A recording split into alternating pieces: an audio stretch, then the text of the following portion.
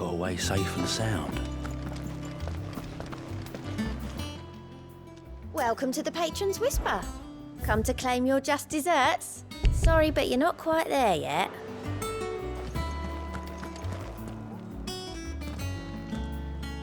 Otto, is now a good time? It's not a bad one. How's Jill doing? She's been better. Ty is making sure she gets the rest she needs. Good. Any word on Kupka's movements? Vivian's doing what she can to try and track him, but she's feeding on scraps. We've sent ours out to the curse breakers and our other friends in the West, asking them to keep their eyes peeled for anything unusual. No leads yet, but it's only a matter of time. Right. Let me know when you find something. There he is. All right, Clive. Still busy saving the world. Mid. When did you get back? Just now. What about your studies? Adjourned. Since Hugo Kupka invaded Rosaria. All the canvas in uproar about it. He's gone mad. He's turned rogue. It'll be us next. You try concentrating with all of that. All right, you win. How long will you be staying this time? Dunno. A while, most likely. Any road, while I'm here, I was hoping you could do us a favour. Mid. You can't just expect me to... Please, oblige her.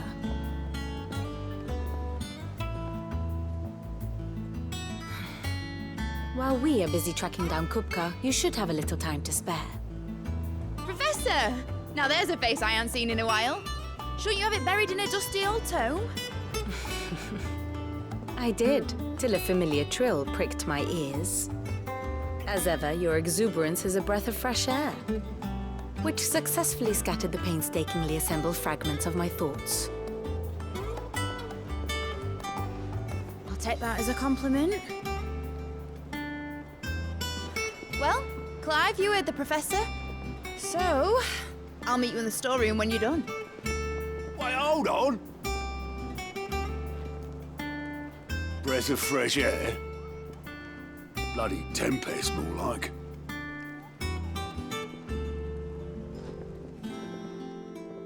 Oi, Otto, you got my gill? Huh? What are you on about? My fee for bringing Mid across. She said you were paying. That little... The storeroom, was it? I wonder what Mid's plotting. When I get my hands on her.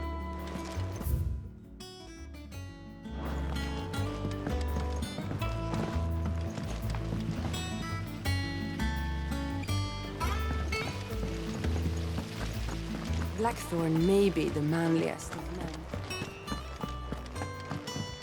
Shouldn't you be getting some rest?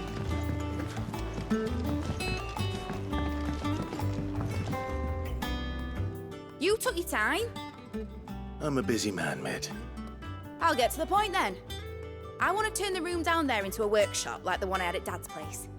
Mid, you've only just come back. And I've been thinking about it for a while. Dad said I had a knack for engineering.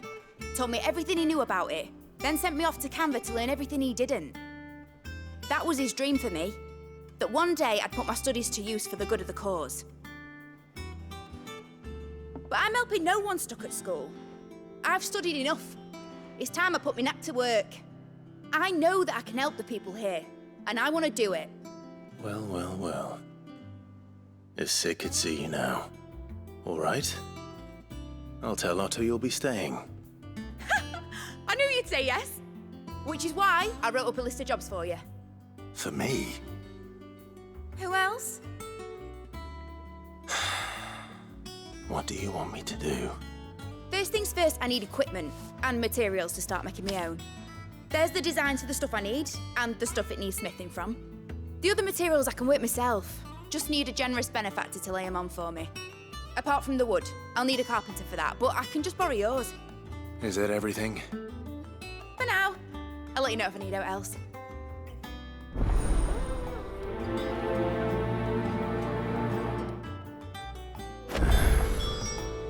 to start? Materials and tools. That means Karen and Blackthorn.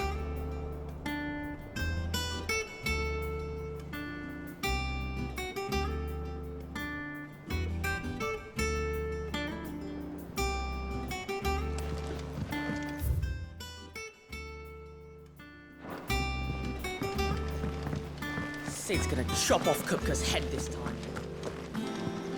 You were born in Rosalith, weren't you? Must be hard. Hearing what became of the place. How's it coming along? Nearly there. Just need to get these last boards.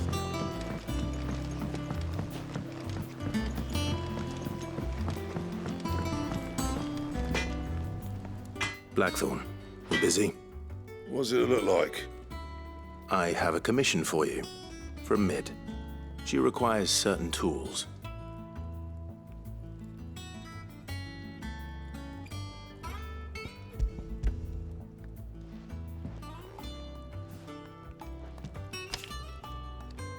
Do you think you can make them? Bloody hell.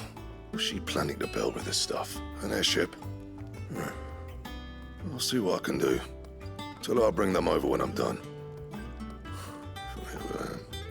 My thanks. And Mid's, no doubt.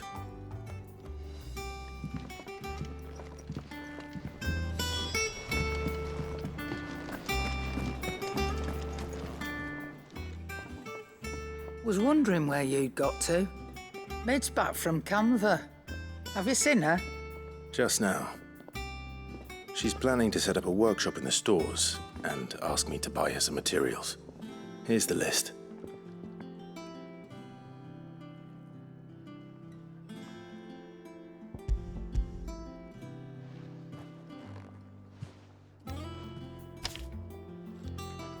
Think you can find everything on there? This lot. Wouldn't be much of a trader if I couldn't. Excellent. As for payment, It's paid. 100 times over by what that girl's done for us. If it weren't for her filters, we'd have naught to drink but blight water, and that would have drained the life out of us long ago. indeed it would. I'll send the stuff on to Mid when it comes in. Thank you, Karen. That just leaves the carpenter. Let's see if Bardolph's available. It's all right.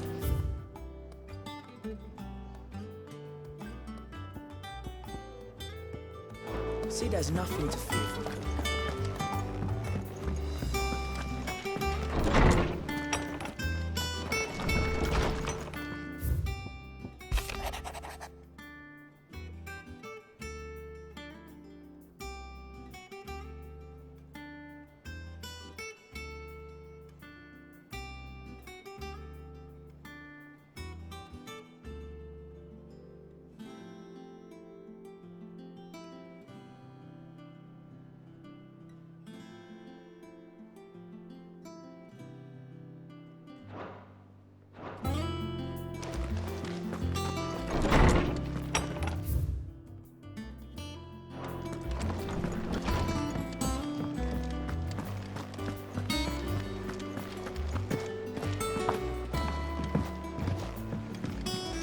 Jill looked white as a sheet when they brought her back. I dread to think what happened next. The little uns have been up to their old tricks again.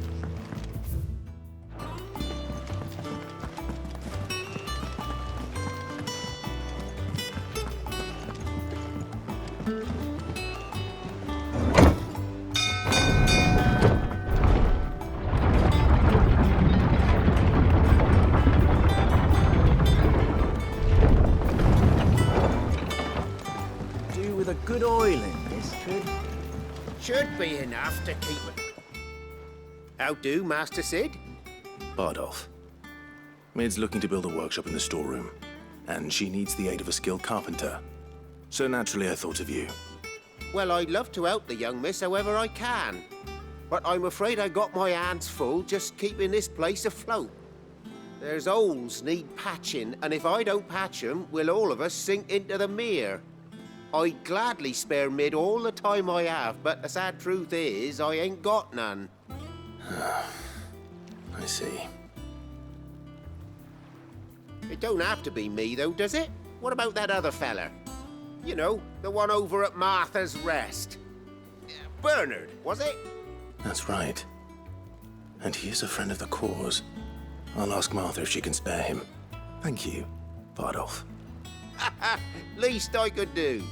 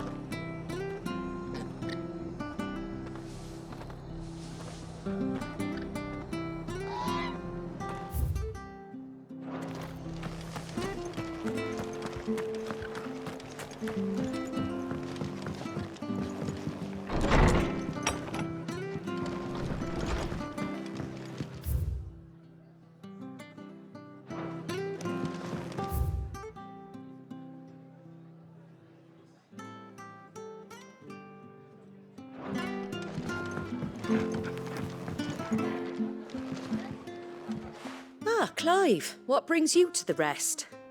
Our home finds itself in need of an extra carpenter. I wondered if I might be able to borrow Bernard for a short while. I don't mind if he don't. We're all friends here, aren't we? Thank you, Martha. Do you know where I might find him? He went up to Cressida on business. No idea what, mind. Place is a ruin. Far as I know, he's still there. I'll look for him there then.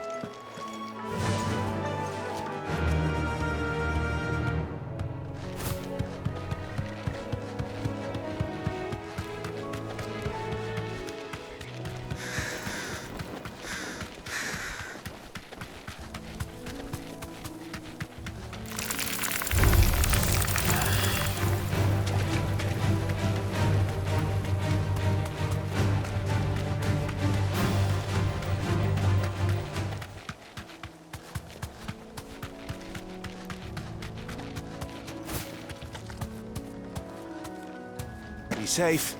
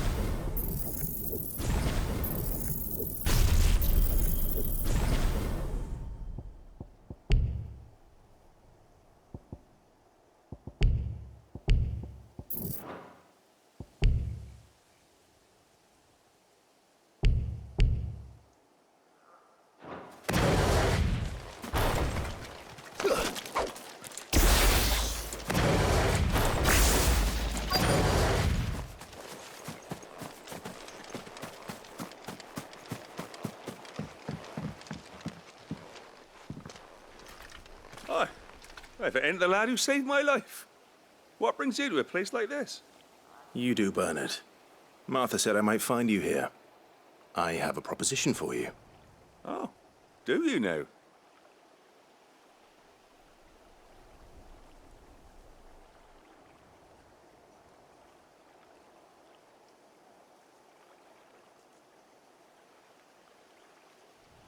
Building a workshop, you say? Well, that beats tacking boards to bridges, sure enough. And if Martha didn't mind me being gone a while, then neither do I. You just tell me where you want me. That's the spirit. I couldn't ask a favor, though, could I? Before we go? Of course.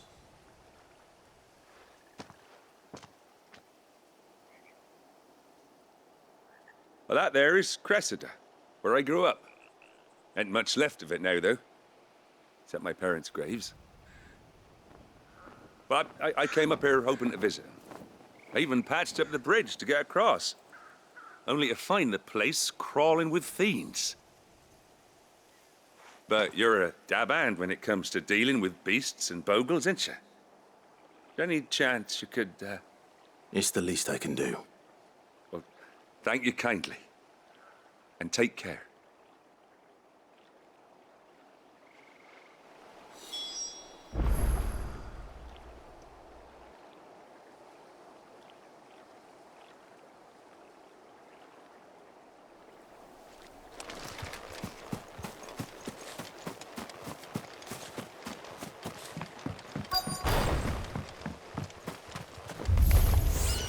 This shouldn't take long.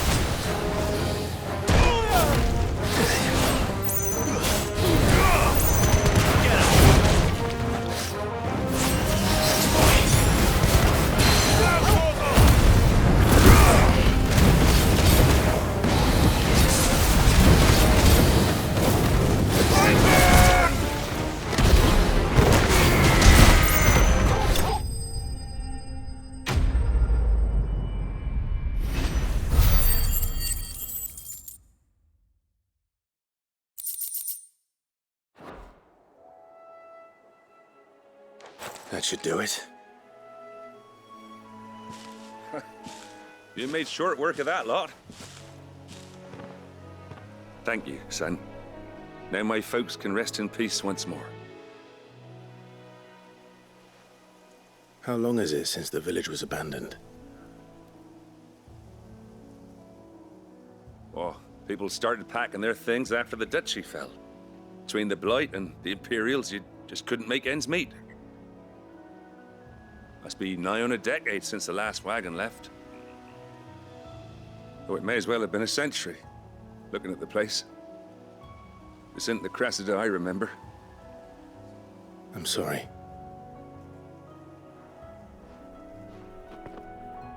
Ah, don't be. Can't live in the past, no matter how nice it might have been.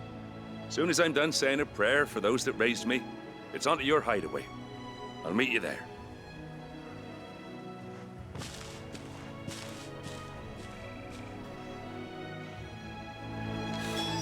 That should take care of Mid's little list. Better head back before she thinks of anything else.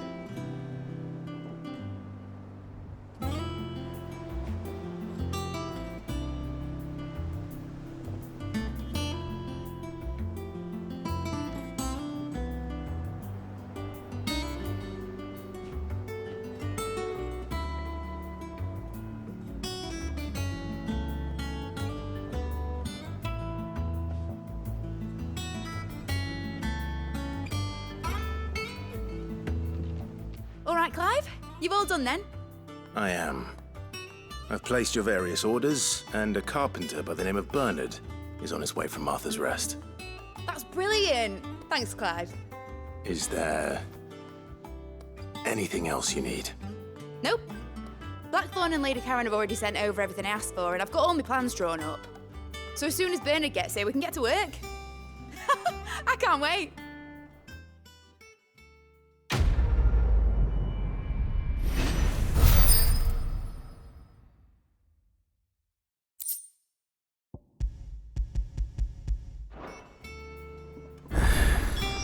That's my good deed for the day done. Let's see.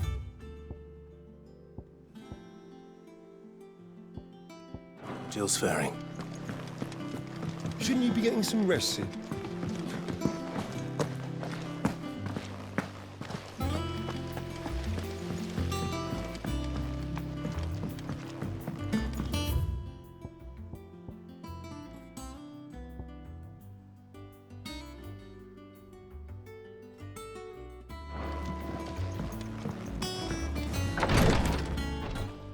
Ah, Clive. Talia. How's Jill? Recovering, but she still needs her rest. Of course. Take good care of her, won't you? I'll do my best. Oh, Gav was looking for you. He said he had something to show you in the shelves. The shelves. Oh, that's right. He went to ask Harpocrates about Torgor. He must have found something.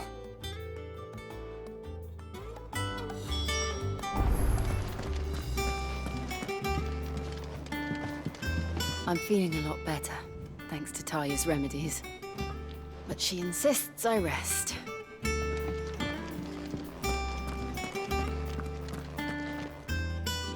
You have the look of a man with the twins upon his shoulders, Rodrigue. Talia has tasked me with removing a Cursebreaker's brand. But it's my first time, and I don't think I can do it. I'm afraid of what happens if I fail. You survived, I know, but near as many die as recover. Is it really worth the risk? You don't need me to answer that. You know full well what we're fighting for. I hope as much as you that one day bearers can walk among others as equals.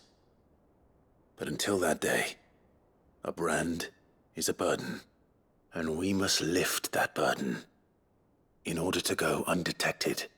The operation may be dangerous, but it's also essential. And we undergo it willingly. I know. I still wish there was some other way. But griping about my lot helps no one, I suppose. Don't worry. I'll do what must be done. I know you will. Unfortunately, the first thing that needs doing is the preparation of a draft to dull the pain. Something I can't do with the infirmary's ammonia supply so low. What few leaves we have would barely be enough for removing a splinter, let alone a brand. Just tell me what you need. You'll go? Oh, thank you. No one knows Herblord like Taya, and she swears by ammonia for easing pain. It's simple enough to find, if you know where to look. And fortunately for you, I do. Along the river near the village of Amber over in Rosaria. Just search for the bright blue blossoms.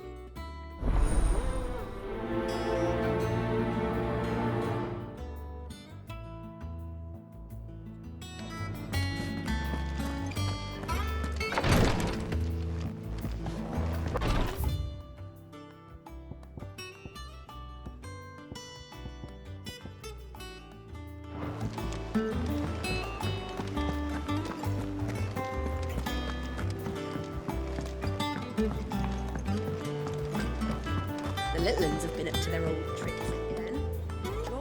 Do you have a moment, Sid? A team of curse breakers has gone missing near Northreach. Which team? Coles. They were sent to liberate a carriage of bearers before they could be smuggled to market. They were moving in for their assault when the carriage was attacked by goblins. A curse breaker managed to release a Stolas amid the confusion, but... this was days ago. They should be back by now, but I've heard nothing from any of them. I can't help but worry that... They know the work is dangerous. But I'm sure they're fine. But what if I've got them all killed? Before they go out, I always remind them why we're doing this, what they escaped, and what we're freeing people from. But I never really thought how my words might affect them. What risks they might take because of the things I've said. I'll go and find them.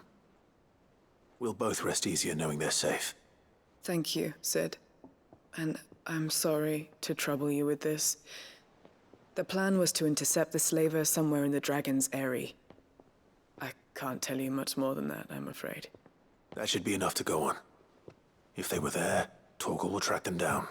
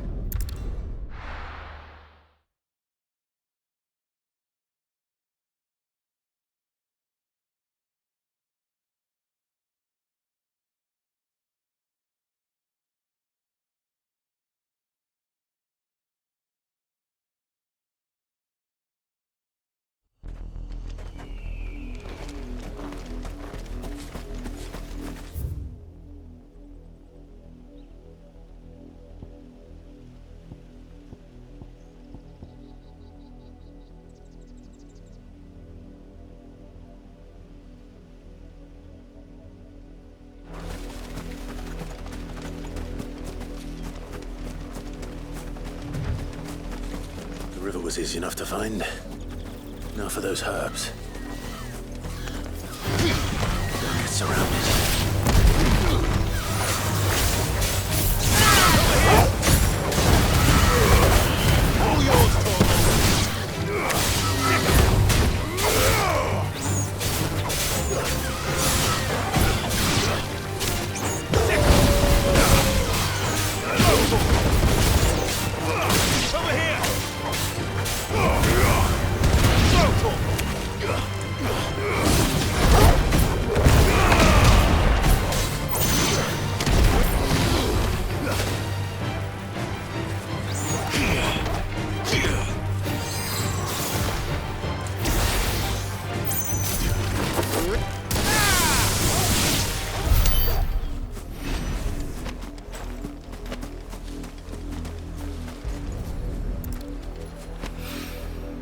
This is the only plant around here with blue flowers. I hope it's the right one.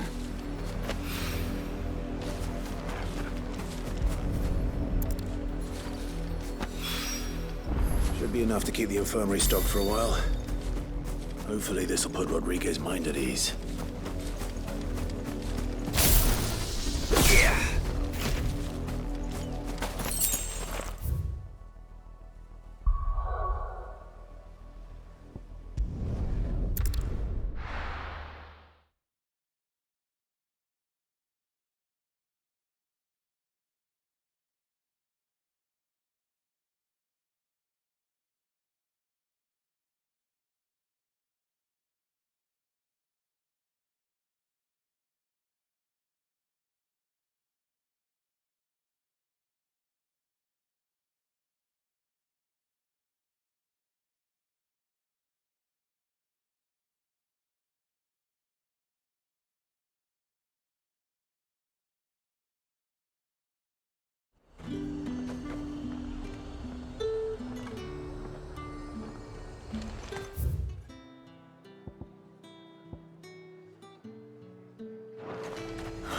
Slavers don't even bother with Northreach now all the highborn have fled south.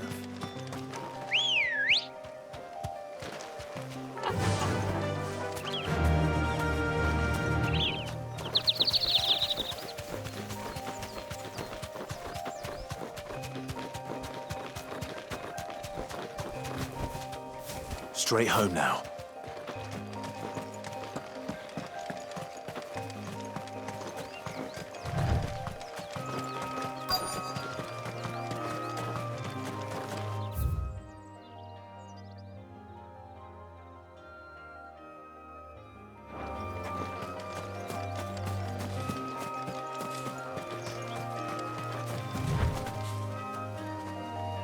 Cole, I'm glad you're in one piece. Just about. Sid, if you don't mind me asking, what are you doing here? Doris sent me to find you. She hasn't heard anything since the attack. She's been worried about you. I sent a runner to the Dame in Northreach. The hideaway should have learned of our survival yesterday. Well, I'm here now. And it looks like you freed the bearers. Only some. The rest locked themselves in the slaver's carriage rather than fleeing when they had the chance. I want to help them, Sid. But we're barely in any state to protect those few we did save. You made the right decision. Now where's the carriage? The goblins may still be out there. You have duties to attend to here. See to the injured. I'll handle the rest. All right.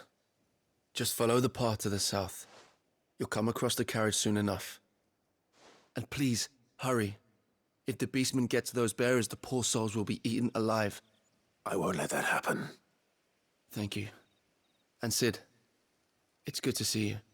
Don't thank me just yet.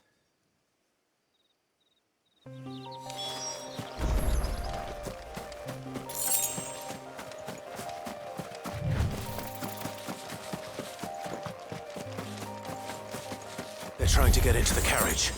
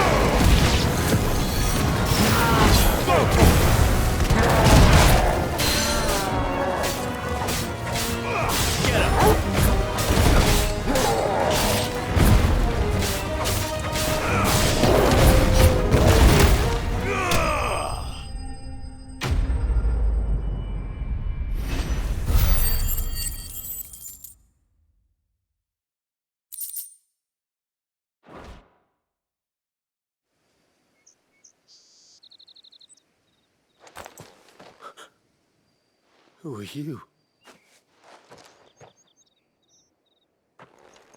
A friend. Are there any more survivors? Why didn't you flee with the others? If the goblins had made it through that door, you wouldn't have stood a chance. Why should we run? One miserable death's no worse than another. Perhaps.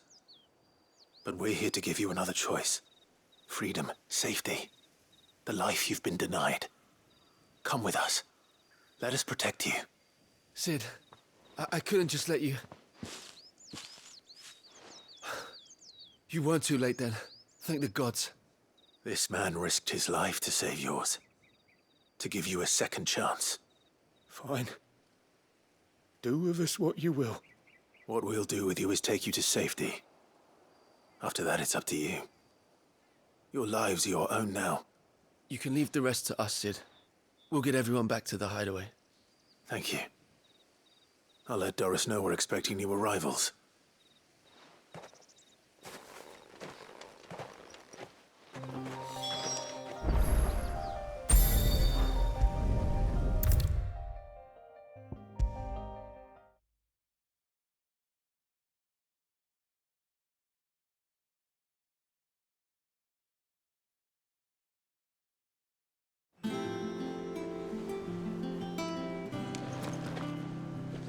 Sid, welcome back.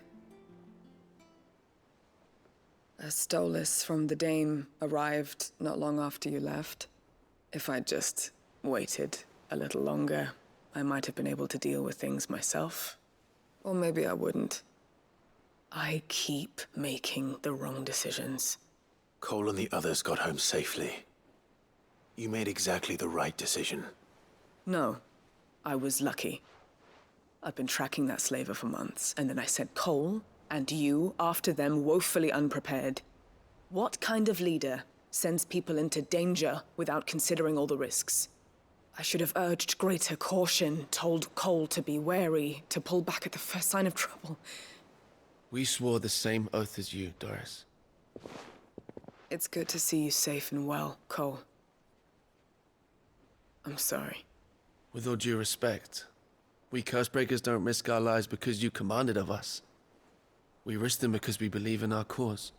No one with doubts ever joins our ranks. The agony of removing the brand more than sees to that. We all know how much bravery that takes. Cole, I never doubted your courage. Only my ability to see it put to good use. Thank you for your faith in me. I'm not sure I deserve it. I sometimes wonder if I might prefer to risk death alongside the others than ask it of them. But I'm a Cursebreaker.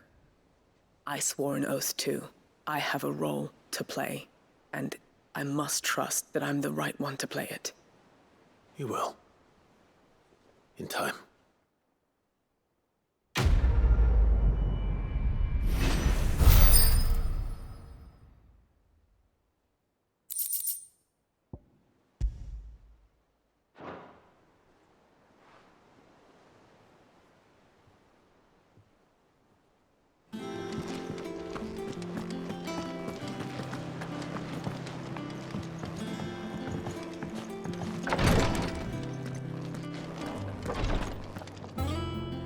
I hope you didn't have too much trouble finding the ammonia. Only the usual. Oh, yes. This is it. And more than I was expecting. I dare say the patient won't feel a thing. That is, unless I... You'll do fine. Taya trusts you. Which means I trust you. The hideaway would be lost without skilled physicers like yourself. Thank you for the kind words. Truly. But... I'm sorry. I'm still terrified. The brand is more than just ink on flesh. It's a death sentence. Milk of the wyvern tail lurking just below the surface of the skin. One ill-conceived incision, a single slip, and the poison fouls the patient's blood. Failure means death, and even success means tremendous pain. Days of agony as the wound heals. I became a physiker to help people, not to kill them. I don't want to kill anyone. Cursebreakers lead hard lives, and the operation is only the beginning. They toil in the shadows, risking life and limb, knowing their efforts will win them neither glory nor acclaim. And yet we have no shortage of volunteers. The day I decided that I would take Sid's name was the same day Taya took my brand. I remember. It wasn't long after we came here. What little medicine Taya managed to salvage from the wreckage of the old place had been used up treating the wounded. She begged that your operation be delayed until a new supply of antalgics was found. Procedure was even more dangerous back then. Only a few souls had undertaken it. Doris, Cole, a handful of other Cursebreakers, and those who are no longer with us. Those who lost their lives in the process. It wasn't something to be done lightly. No. But it was something I had to do, if I was to take Sid's name. He always led from the front, and never asked anyone to take a risk for his cause that he was unwilling to take himself, even if he knew that it might cost him his life.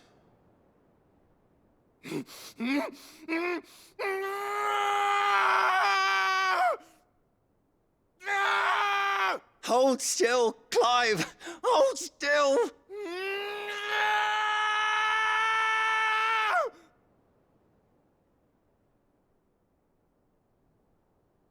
I knew there'd be pain. That I might not survive. And I was afraid. But I also knew that if I didn't overcome that fear, that pain, then I would never be able to call myself Sid. I didn't know. We all want our brands removed. But it's a decision each of us must make for ourselves, on our own terms. Rodrigue, I know your work isn't easy, but neither is going under the knife. Be a shoulder for your patients to lean on. Stay strong for them. You sound like Taya. Do you know what she once told me? It's natural for a patient to feel like they're suffering in solitude. And it's a physiker's duty to see that they don't. Thank you for helping me remember that. I won't falter. Not again.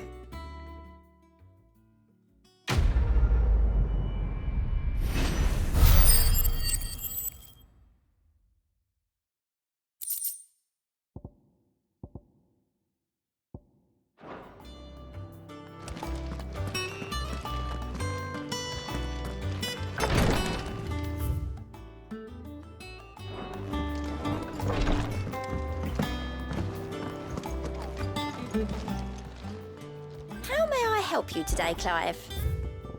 I don't have that one. You do. Come again. I may have more for you.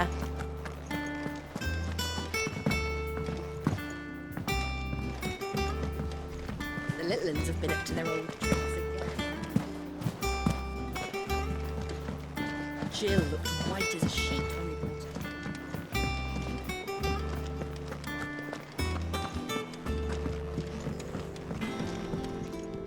Clive? What do you want?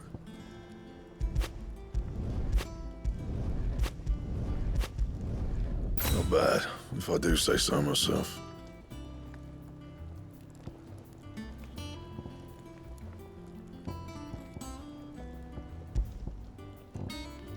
And how am I meant to do that then? Bring me the materials, and I'll think about it.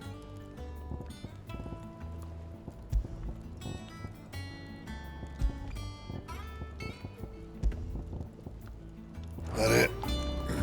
fine.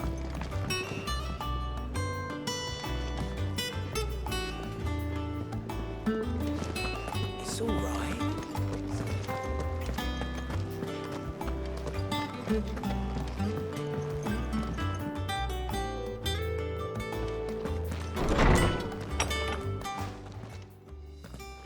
Clive, where have you been?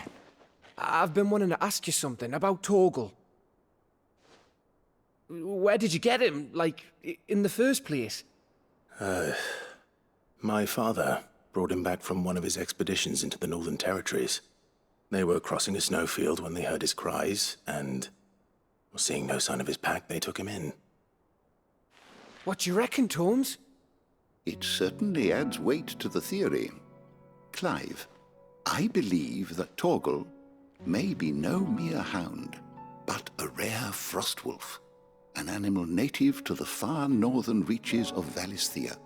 In one of our oldest bestiaries, I found reference to a frostwolf who served as guardian to an ancient queen of the north. Such was his mastery over ether, he could cast magics on command. His name was Fenrir. Fenrir the Frostwolf. Now, the annals do not state it explicitly, but I have reason to believe this queen was a dominant of Shiva, a girl from the Northern Territories and her faithful hound. One awakens as the dominant of Shiva, and the other? You're saying that Jill granted Torgal his powers? What? Just like Fenrir. People called him my hound, but Torgal and Jill were inseparable. He grew up as a faithful companion to the dominant of Shiva, and years later, his powers awakened, just when his master needed him the most. You're right. If it weren't for Torgal blasting those bastards to Kingdom Come, Jill would have been for it. Quite. Though Torgal's power is his own, his latent birthright as a frostwolf. It had only to be unlocked. Oh, get you, Torgal! You're an even finer hound than we thought. And regarding your original concern, you need not fear for Torgal's health. Why, the beast has the appetite of a behemoth. Just this very morn, I found him with his nose buried in my nuts. There you are! I've been looking everywhere for you. Bernard's here. I need you to introduce us so we can get to work. I shall be a moment.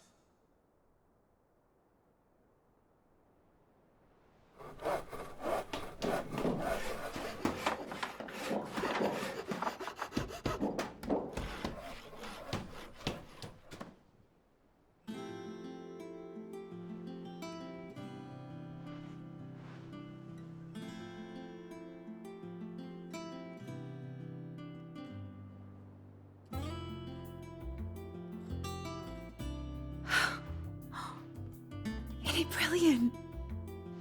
It is. Well, I couldn't have done it without you. You and everyone else. But I promise I'll pay you back. I'm gonna work my fingers to the bone for you lot, starting right now. Just you wait. I'll make wonders like this world's never seen. Then I look forward to seeing them.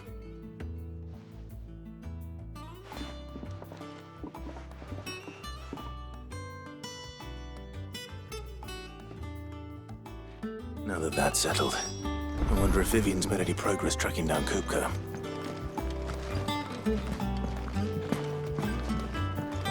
Thanks for letting me do this, Clive. I'll pay you back. Promise. We have everything we need to begin work in earnest. And work in earnest we shall.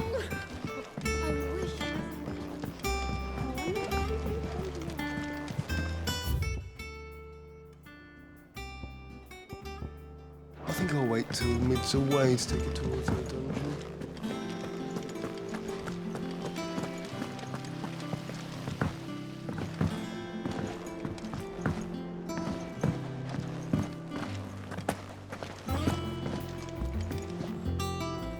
How goes the hunt for Coop? Largely in circles. We have myriad sightings of strange soldiers in unexpected places, but nothing definitive as yet. If only we knew for certain by what route he left Rosalith. Well, keep at it. If anyone can piece this puzzle together, it's you. And I'm willing to wait as long as it takes.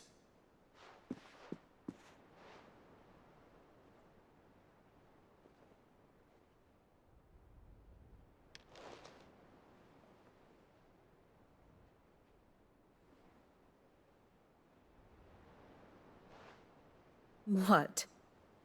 Here? Would that be a problem? Do you know, Clive? I believe it a mercy that you didn't inherit your father's throne. Your poor people would surely live in fear of you. You have nothing to worry about on that front. I won't be claiming his crown. That is a relief.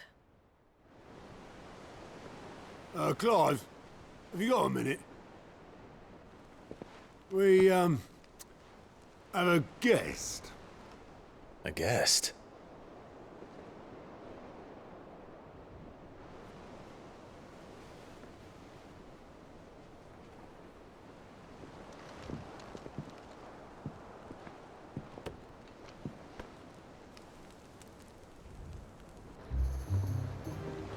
For your trouble. It was a pleasure, in hindsight. Uncle Byron? Clive, my boy! Tap a cask and stoke the ovens, for your favourite uncle is here!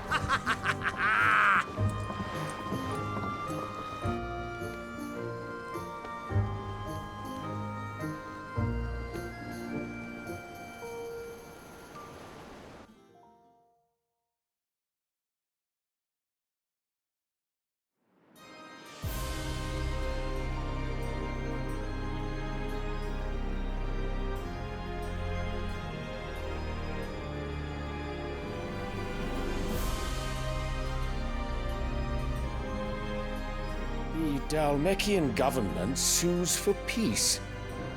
How shall we respond? If they're willing to accept their fault in the matter, I see no reason to refuse them. Still, we must insist on substantial reparations. Twinside stores are not as bottomless as reported.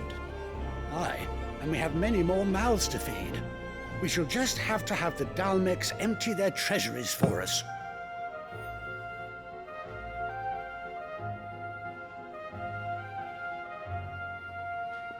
Of course, none of this would have been possible without your timely intervention, Prince Olivier. Indeed, I doubt any of us would have had the courage to trade words with the mighty Titan, nor less the wit to win him over. The Empire owes you a great debt. May the blessing of the crystals go with you, Your Highness. May the blessing of the crystals go with you. Very good.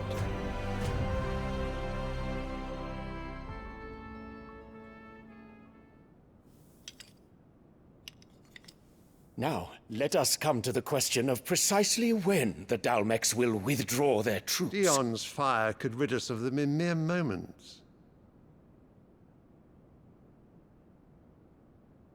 The men of the Fist will not withdraw until a peace treaty is concluded.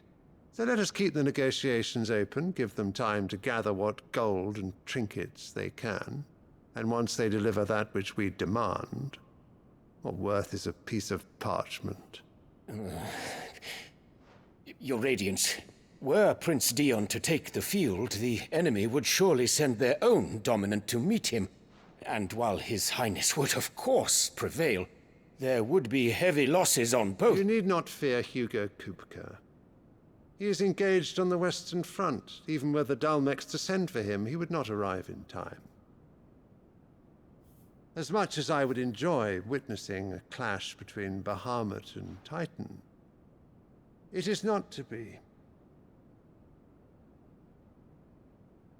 And what of your subjects, Your Radiance? If the fighting spread to the city proper, the people would bear the brunt of it. There will be losses, it is true. Yet for every citizen who falls, another can be bred. For every home that burns, another can be built. The Empire will live on.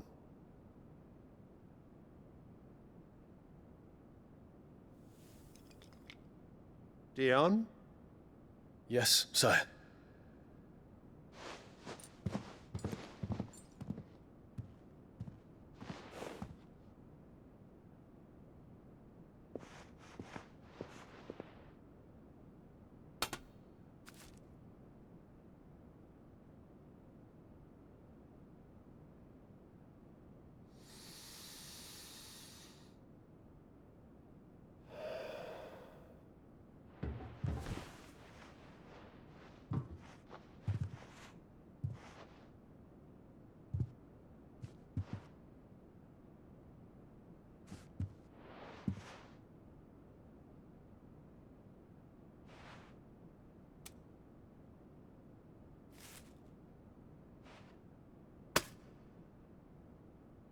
Prepare for battle.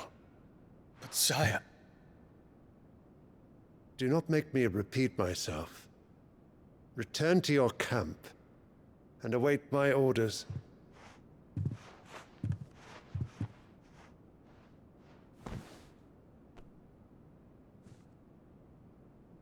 If that is your wish, Your Radiance, I shall depart at once.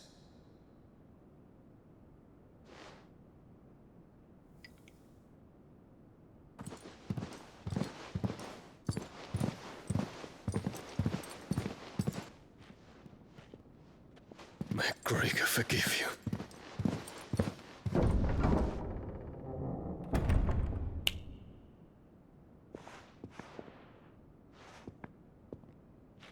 What do the astrologers augur? The stars are in agreement, Your Radiance. The shadow of treachery hangs over Prince Dion.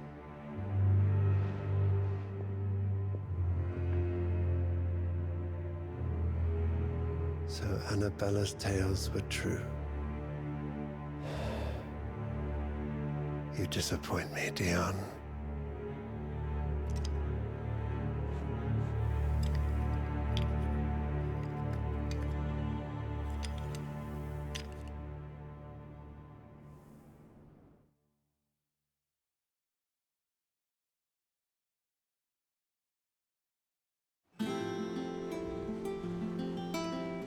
What on earth is Uncle Byron doing here? Only one way to find out.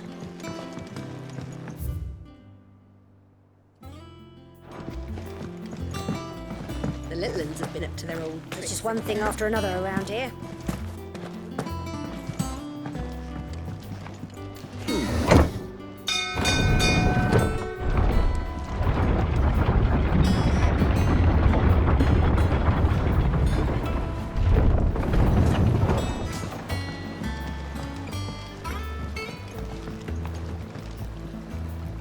Ah, my dear nephew, how I've missed you. How did you find this place, Uncle? Through the good offices of young Sir Wade. He really is the most helpful fellow. As are you, I hear. The Guardians and those they freed tell the most outlandish tales of your heroics in Rosalith. Which is why I came, to learn the full truth of the matter. Sort the fact from the fiction, so to speak. You were working with the Guardians of the Flame to evacuate the people of Rosalith to Port Isolde. I was, aye. Then I have questions for you. Please, come inside, Uncle. Gladly. You there? There are 2,000 gold talents in those chests. See that they're added to my nephew's coffers, would you?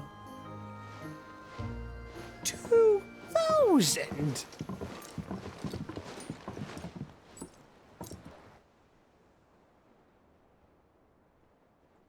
And I'm afraid that is all I know. A fleet sailing south past Port Isolde. Most intriguing. Forgive me for not being able to tell you more. I hadn't the faintest idea Kupka withdrew wounded from Rosalith. Still less that my own nephew dealt the decisive blow. What do you think, Vivian? I think, with this news of the Dalmekian fleet and recent reports of the Royalists' movements, that the final piece of the puzzle has fallen into place. Come here and I'll show you.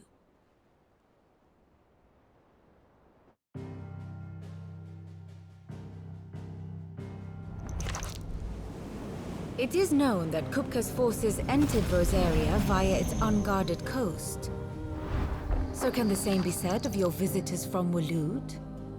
Certainly her Royal Navy is famed for the efficiency with which it bears her knights from one battlefield to the next. And in the Einherjar, or Black Galleon, she boasts a vessel nigh as swift and every bit as feared as the kingdom's legendary cavalry.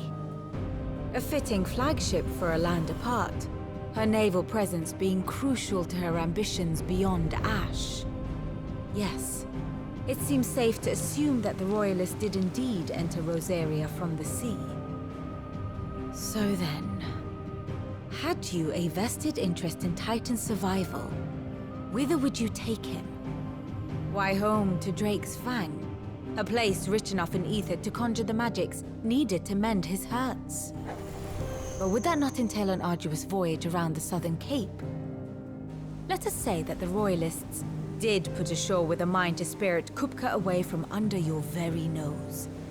Could that truly have been their plan for him? To load him aboard one of the ships flying Republican colors sighted off the coast near Port Isolde? To spend weeks at sea, being tossed hither and yon by unforgiving waves, his life hanging in the balance? No. The journey would mean Titan's death, and Kupka's faithful creatures would not allow it. So what then was the plan of our Waluda friends? Reports suggest they made not for the coast, but for the desert. And by cutting through the Velcroy, a party traveling light would have Titan back in his bed days before a galley could lurch into port. To wit, it was the Royalists, not the Republicans, who effected Hugo Kupka's safe retreat. I would stake your life on it.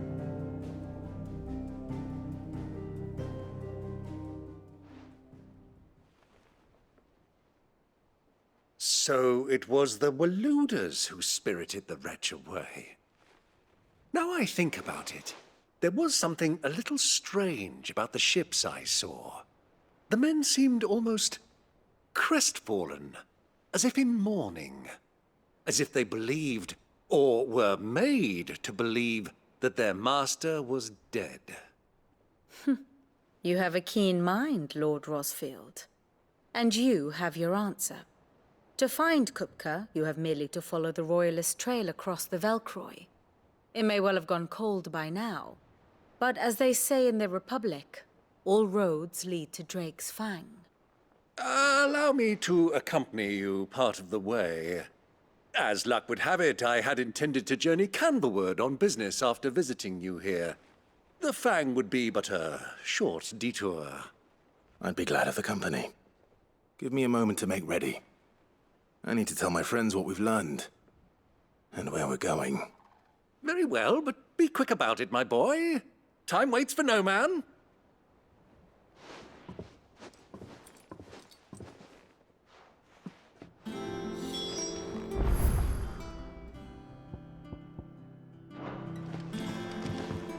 Mid's finished outfitting her little workshop. Otto, Kupka's at Drake's Fang. I'll be leaving before sunset. You're not going in there alone, are you? Don't worry. I'm not going there to destroy the Mother Crystal. All I'm after is Kupka's head. I won't risk any more than I have to. I promise. The Lanza and the Fang are all Kupka's personal fiefdom. You have any trouble on the way, you ask for Rosina Dalamil. Some call her the Desert Hare. Who is she? An old associate of Sid's, and only Sid's. All I know is the name, and that they used to meet at the Dalamil Inn. We've heard nothing from her since he died. But I'm thinking maybe the new Cid might be able to bring her back into the fold. Thanks. I'll keep that in mind. So, what about your uncle? I mean, he's welcome to stay, but... Don't look so worried. He'll be coming with me. Thank fuck for that. Gav, Otto, I'm leaving you two in charge. You can count on us.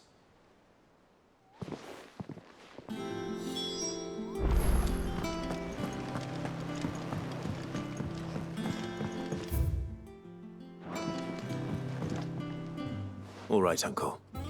I'm ready to depart. Shall we? We shall. Come, let us away to adventure.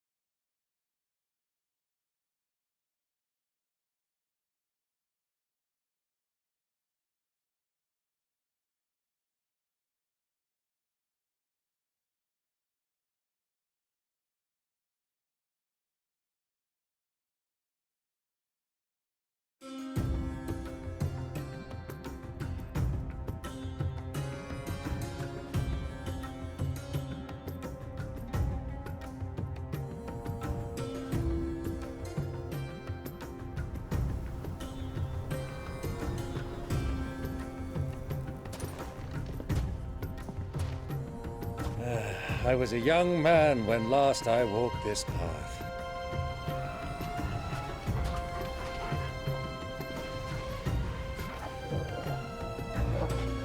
There's an old trading post not far from here. The road to Drake's Fang leads through it. The trading post it is.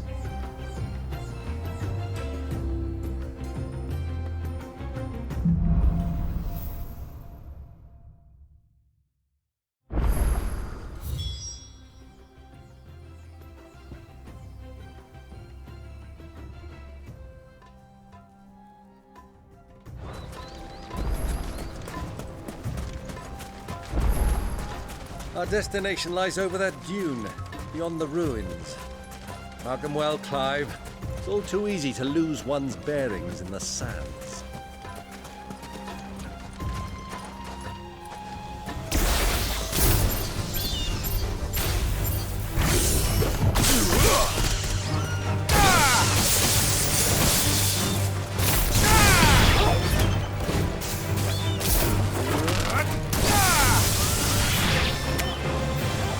This one.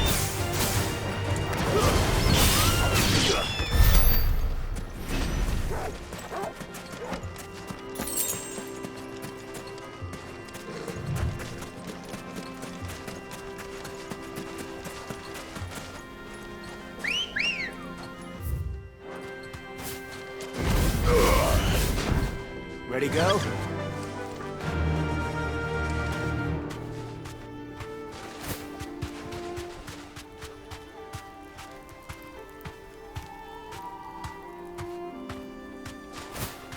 Many years ago, when you were just a boy, you and I rode this way together, accompanying your father on a scouting expedition to Drake's Fang.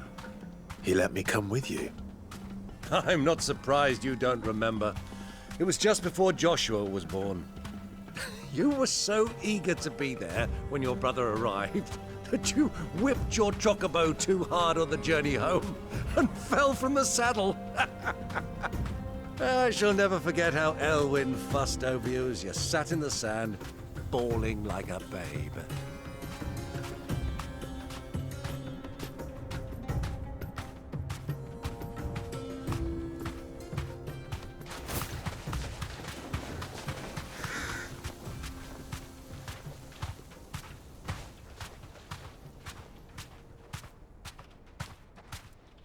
Be safe.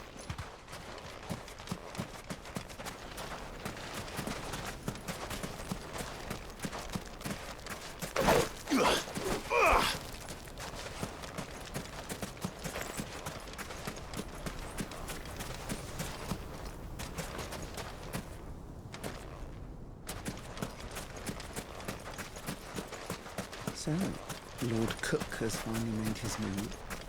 Yes. I expect that's why they're coming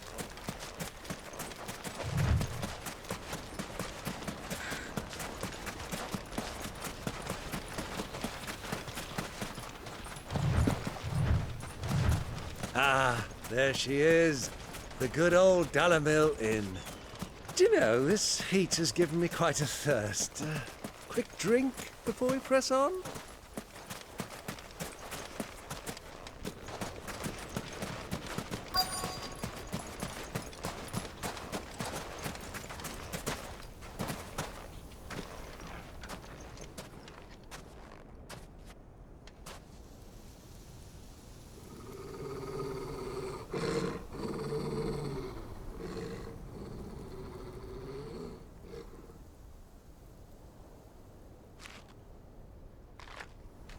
Look, there. Those are Ashen steeds. No doubt about it. And such a long ride from Stonehair. Our Luda friends must be soothing their saddle sores in the inn. Shall we join them?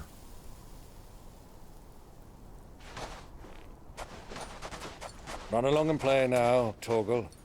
Dogs aren't allowed inside.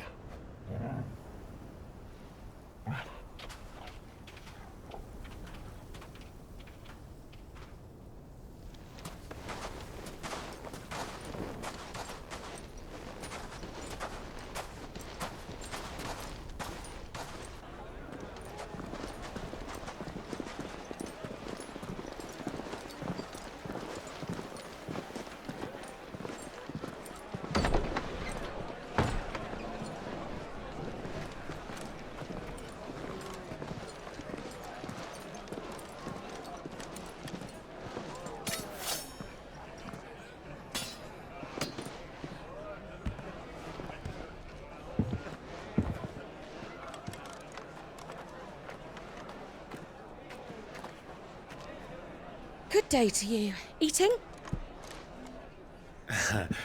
Sorry about my pal. He only talks when his mouth's full.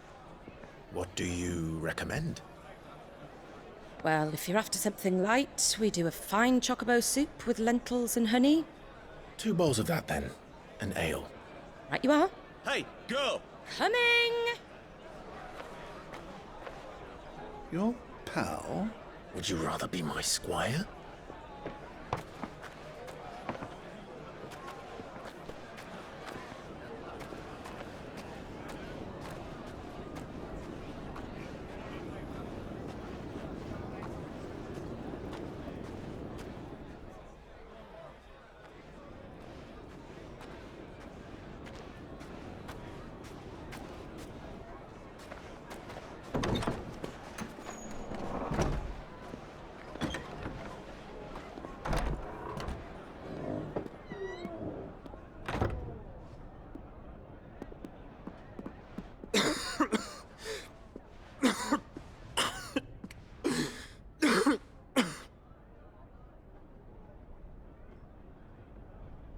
Your Grace, it is plain you are not yet well enough to travel.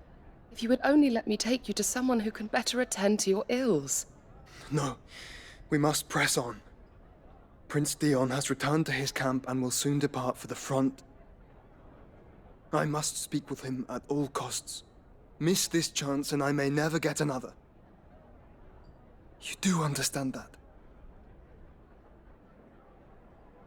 Yes, Your Grace. But you must at least agree to take your medicine. I'll fetch you some water.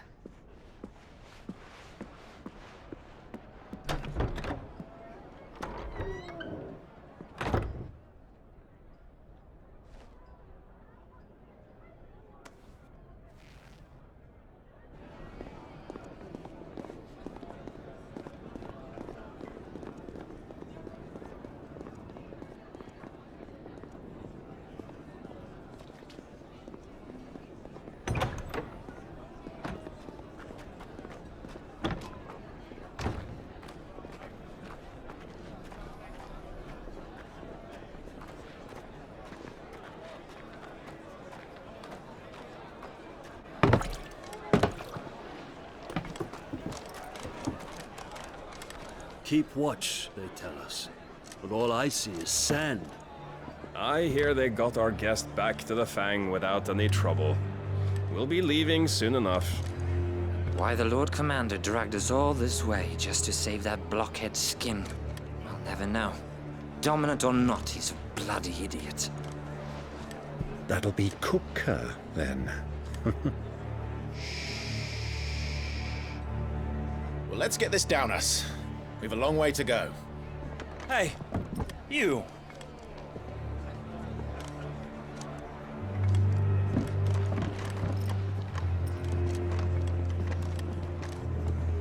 Uncle?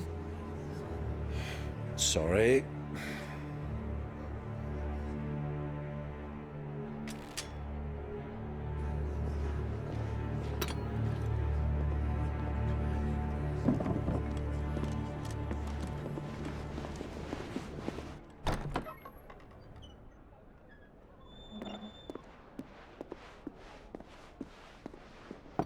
Can you walk, Your Grace?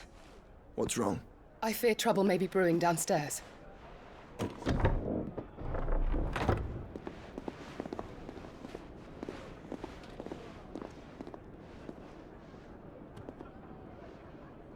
You two are travelers, are you not? Me and my companions are strangers here. Perhaps you'd be good enough to accompany us a while. Help us find our way. Sorry, lads, but we've got business in camera that can't wait. Ah, I'm sure you could spare us an hour or two. Come on. Friend.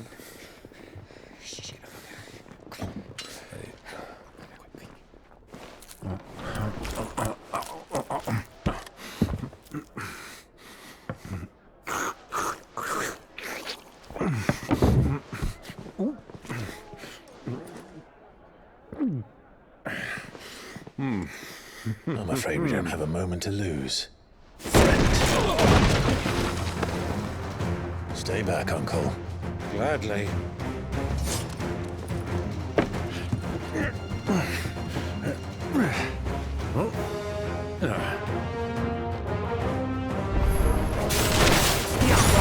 Take him! Bravo, my boy! Just like that!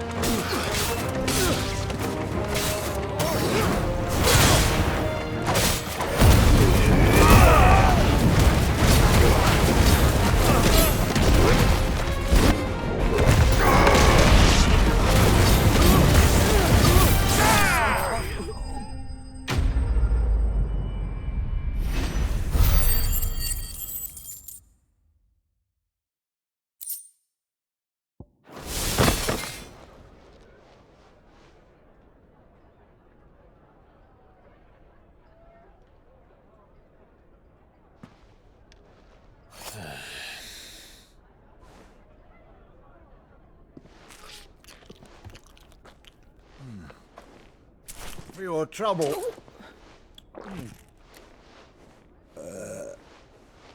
Word of advice, miss. That soup could do with a touch more salt.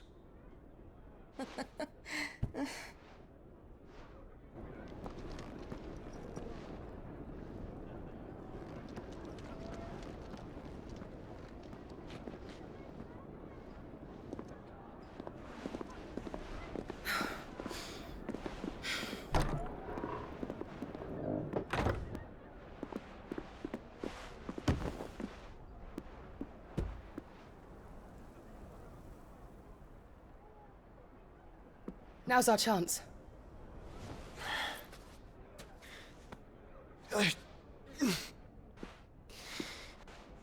Your Grace? I'm fine.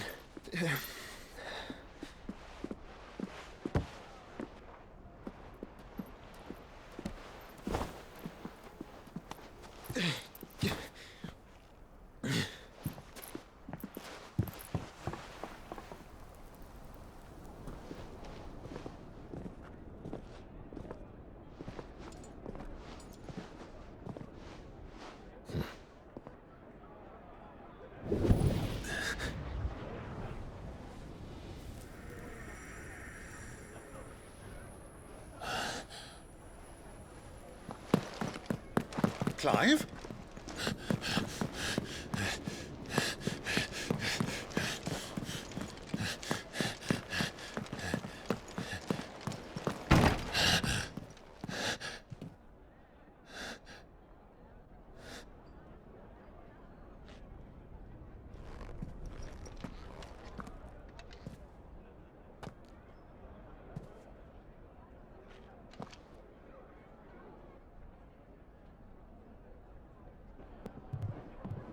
What is it now?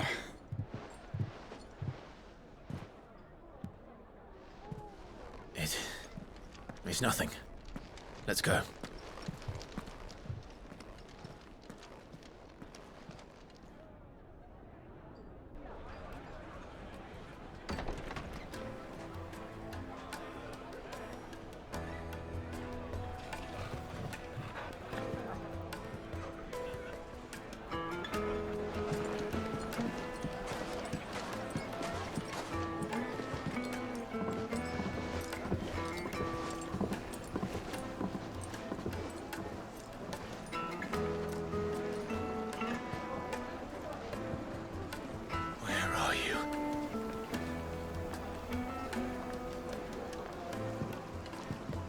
Well, we didn't know where to find Kupka before. We do now. The Royalists said it themselves. Their guest is in the Fang. We should press on. Before any more of their friends turn up.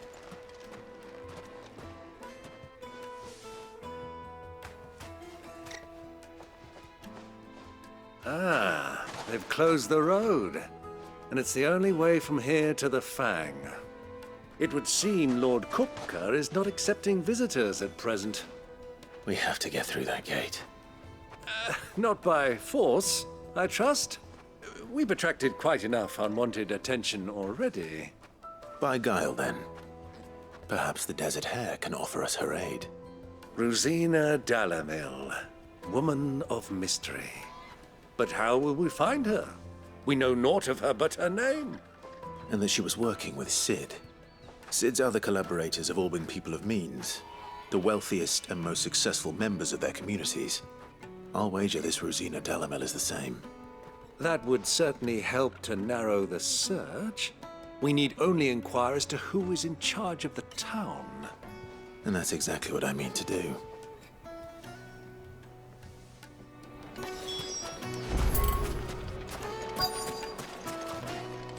Looks like we won't be getting back to Drake's family. Are you looking for something in particular?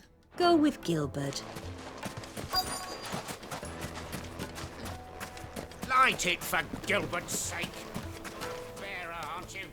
Anything I can help you with, travelers? Allow me. My good man, we represent one of the oldest and greatest trading houses of Port Isolde. We're seeking to expand our business in the region and would very much like to make the acquaintance of Dalamil's leading entrepreneurs. If only we knew where to find them. Well, we're best known for our baths, our markets, and our smithies. I suppose you could do worse than start your search at one of those. Thank you. You've been most helpful. Oh, you wouldn't happen to know a lady by the name of Rosina Dalamil, would you? No. I can't say I do. Well, thank you all the same.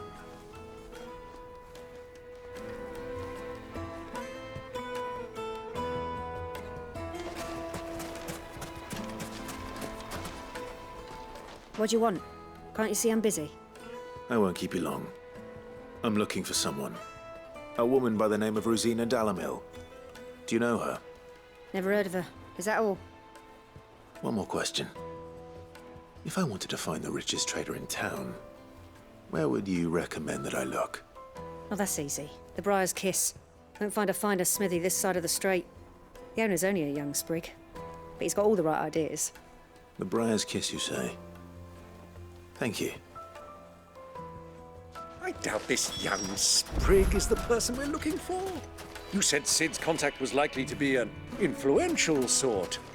Influence comes with age and experience, believe you me. Looks like we won't be getting back to Drake's Fang anytime soon. Well, it's not like we've got a reason to. Mummy, I want to play with the crystal. How many times do I have to tell you? It's not a toy. Can I help you? Yes, I'm looking for a woman by the name of Rosina Dalamil. A long-standing pillar of your community, I believe, from old trading stock. Then you should ask Ferda. He's been here for years. Knows the place and its people like the back of his hand. And he's in with all the old merchant families. Try the baths. That's where you'll usually find him. Thank you kindly.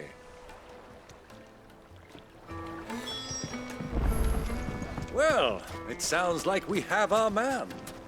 Perhaps. Let's go and find out exactly what this Ferda knows. Wait, incense! Excuse me. Are you Ferda? I am. Can I help you, travelers? I hope so. You've lived here for some time, is that correct? Do you know Rosina Dalamil? We believe she may be a trader of some renown. And what business do you have with the desert hare? She was a close friend of mine. I was hoping she might be able to help me. Very well. Go to the bordello. I'll arrange an introduction. Do you think we can trust him? Only as far as I think he trusts. So you're the ones who've been sniffing around. I beg your pardon? Don't play the fool. Stick your nose in our business and you're likely to lose it.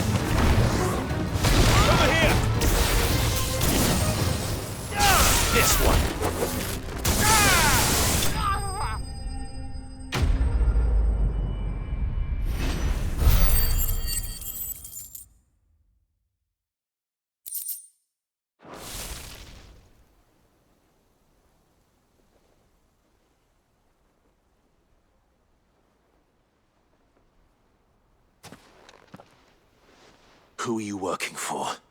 Him or her? Him. The boss. He wanted us to test you. Though one could hardly call that a test. Lord Ferda? Look what the cat dragged in. Your skill with a blade is rare indeed, my lord. A fitting talent for an outlaw. You know who I am. So what now?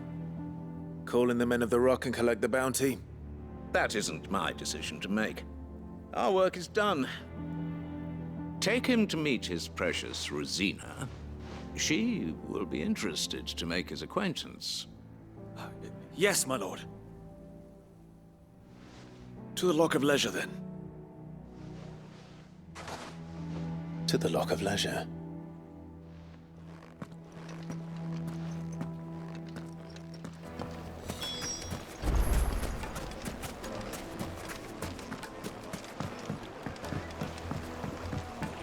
Needed to a silken soft. Take a sniff, good sir. My carpets have...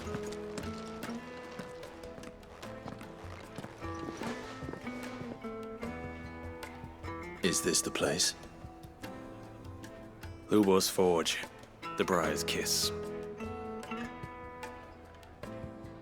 Ah, so it was the young sprig after all.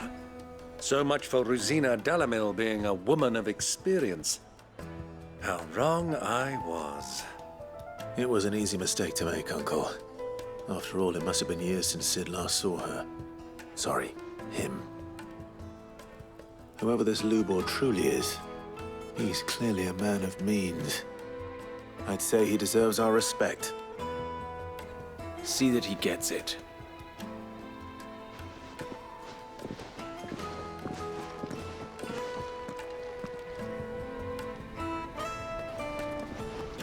Lubor, Lord Furder told me to bring them to you.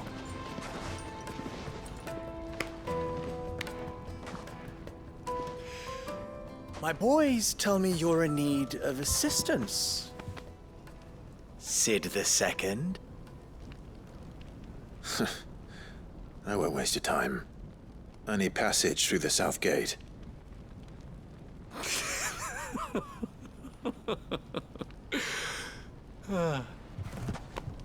Tell me, what do you think is a merchant's most important commodity?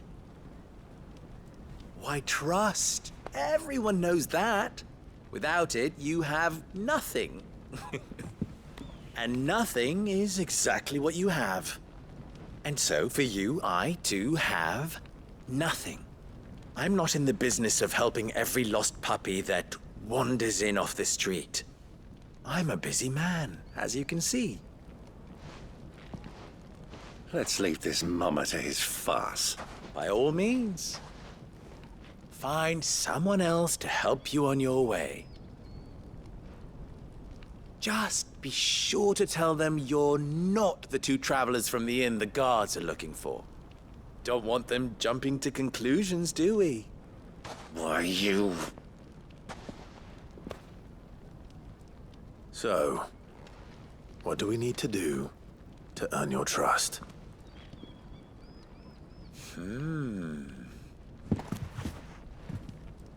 I like this one. Willing to do whatever it takes to get what he wants. Ha! Men like you have a special place in my heart. Why, you ask? Because they get me what I want. Always. Fine. So what do you want? Don't tell me you're going to listen to this swaggering scruff! We might as well hear him out. It's only natural that an ally of Sid's would seek assurances of strangers. Assuming he is an ally, of course. 5 years ago, he would have still been a boy. And yet even then I had more good sense than a man, 5 times my age? But enough of the pleasantries. We were speaking of what I want. I want you to put an end to the trouble in Dalamil. Return to me when you have done so, and you shall have my aid. Until then, I bid you good day. What trouble? If you're going to give us orders, be clear about them, damn you! Manners, Greybeard. One catches more damselflies with honey than with vinegar. What did you call me? My apologies. A word of advice in recompense. Follow the crystals. Oh, but that was 3. Oh, I'm making this too easy for you. Ha! It will be easy. Solving his little riddle should be like dealing with him. Child's play. Let us divide our forces, Clive. I'd rather not drag this parlor game on any longer than we need to. All right. Good luck, Uncle.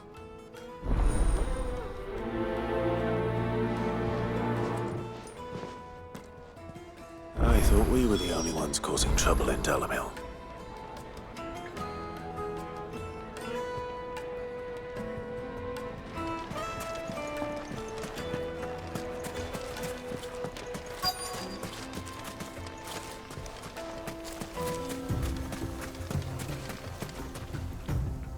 Excuse me.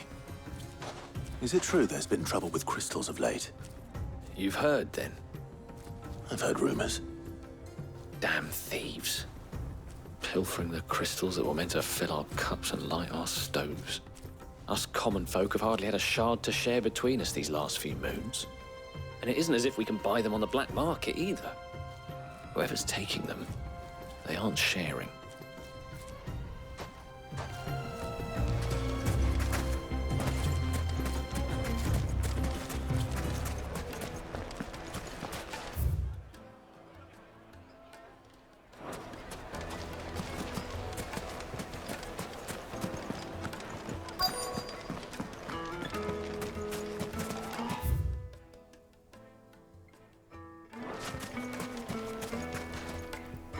Do you have a moment? Depends what for. Just a question. Dalamil seems to be thriving compared to the other villages I came through on the way. Is there a reason for that? Well, we're a stone's throw from Drake's Fang, for one. The soldiers guarding the Mother Crystal and the shipments need a place to spend their hard-earned gil. The men on the rock throw their money about like there's no tomorrow. Is that so? Well, thank you. Don't let me keep you from your work any longer.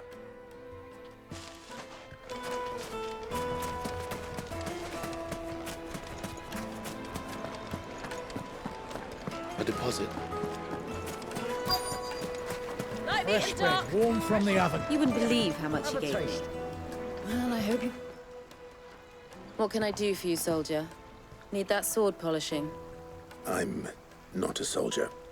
Ugh, then be off with you. I serve the men of the Rock and the men of the Rock only. You have an agreement with them? Don't be stupid. I just know which side my bread is buttered. Don't want to be stuck under some pauper when they come knocking. With pockets deeper than Zemeckis and an urge to empty them. No, just leave, will you? Before you scare them off. I think I'm starting to get an idea of what's been going on. I wonder if Uncle Byron's learned anything of use. He'll probably be back at the inn by now. My carpets have pride of place in... What was all that crashing and banging about? It's you, the one who broke all our furniture. What do you want? Haven't you caused enough trouble already? I'm looking for my pal. Have you seen him? The gentleman who was with you? Yes, he's upstairs, but...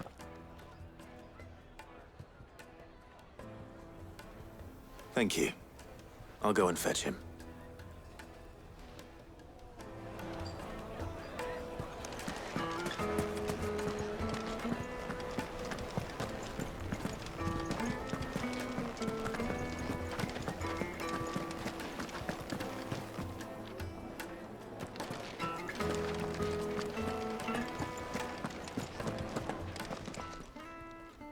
Huh?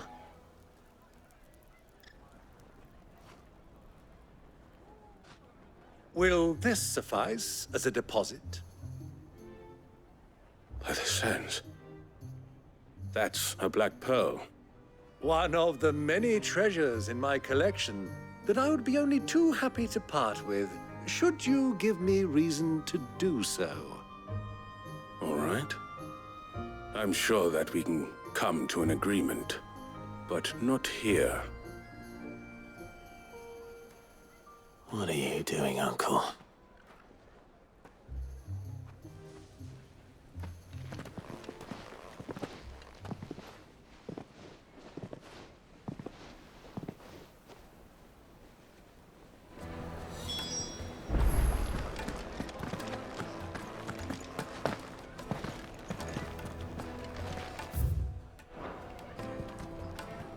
Care to explain why you're giving gifts to Kupka's men?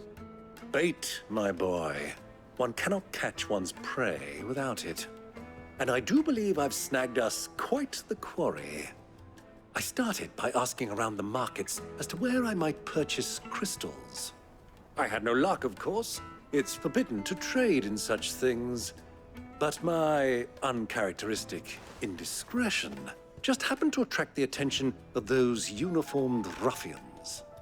They took me aside and said they could procure the crystal I sought if I proved I could pay for it. So the pearl was your proof? I thought they'd ask for more.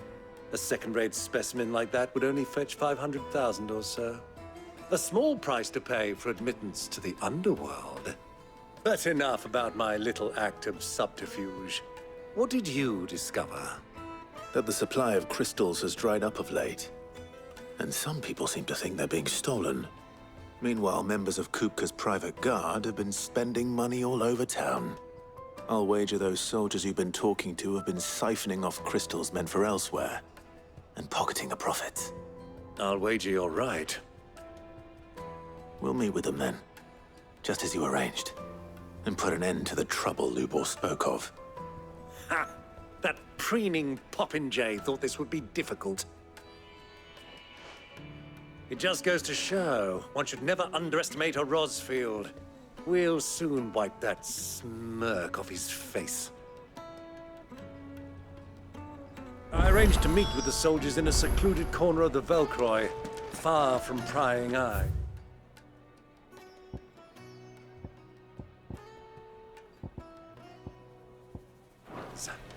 The perfect place for a spot of double dealing. I trust I can count on your support, if things turn sour. Of course.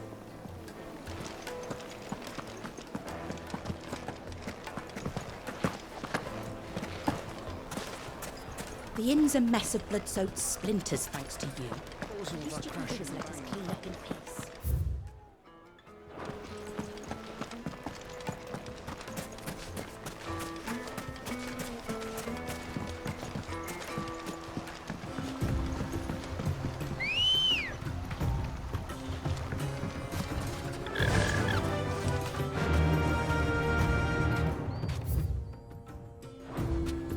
Faster!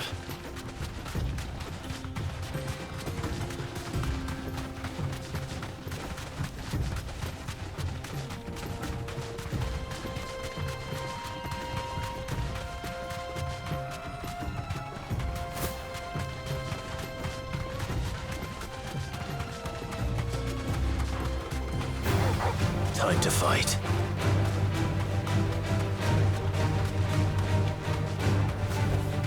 Straight home now.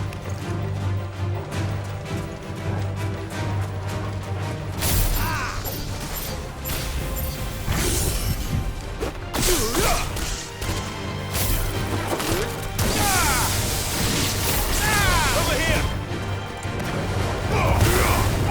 Get him! Over here!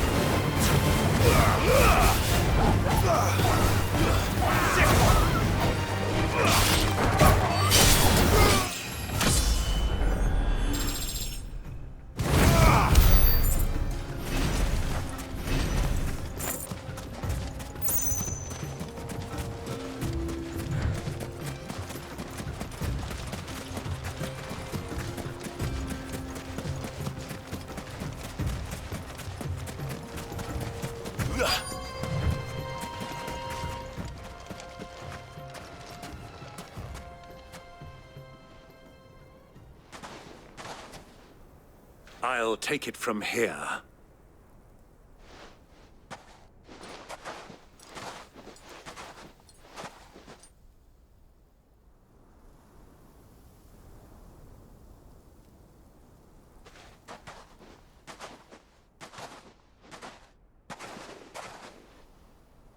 I was beginning to think you weren't coming, my lord. You've brought your contribution? All the silver and stones I could scrape together at such short notice? You brought the whole 500 talents. That was the price we agreed upon, yes? If you've no objections, I'd like to see the crystal. Of course. Right this way, my lord.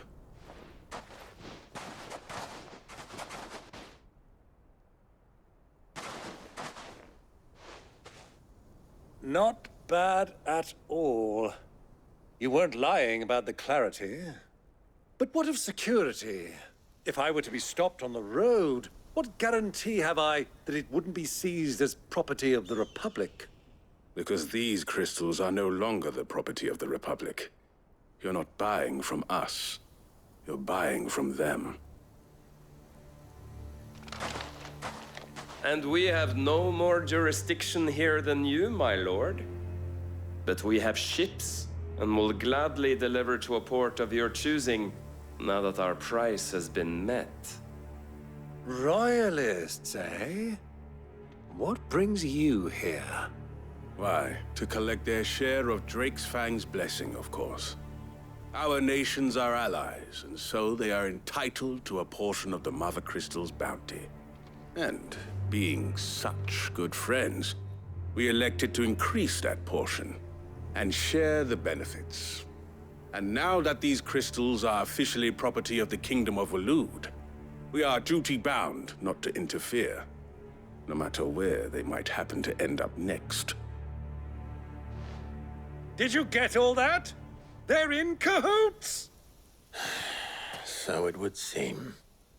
My lord, what is the meaning of this? Double-crossing dogs. They're not here to do business. Kill them! Kill them both!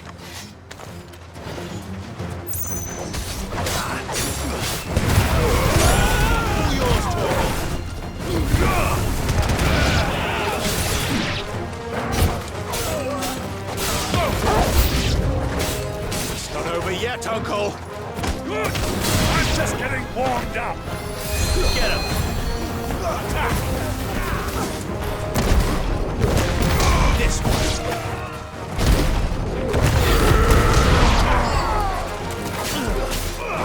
Sick of that!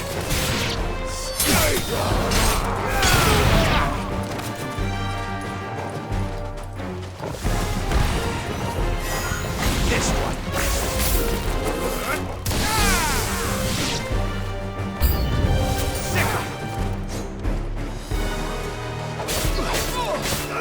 Get him!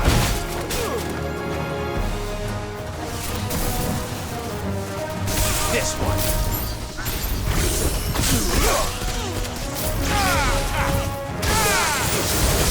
Over here!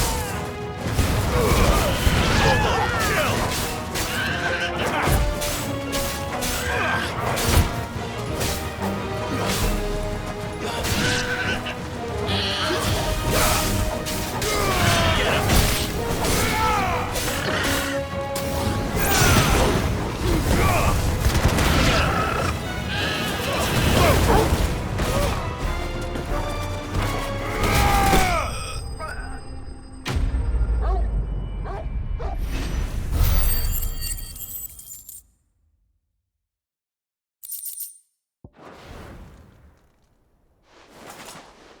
Well, that wasn't too bad.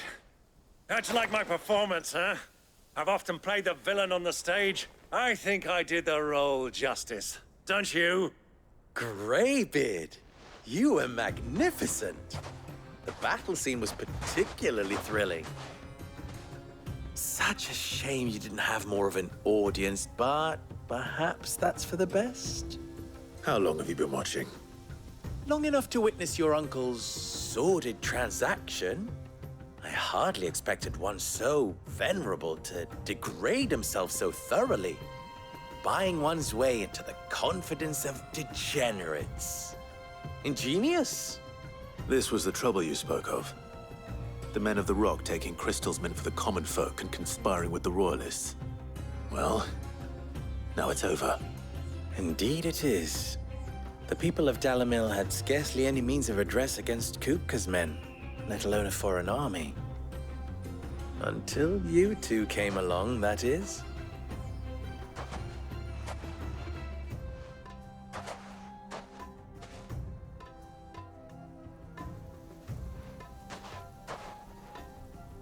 Well, we'd better get these crystals back to town. You won't mind waiting with them while I fetch a wagon.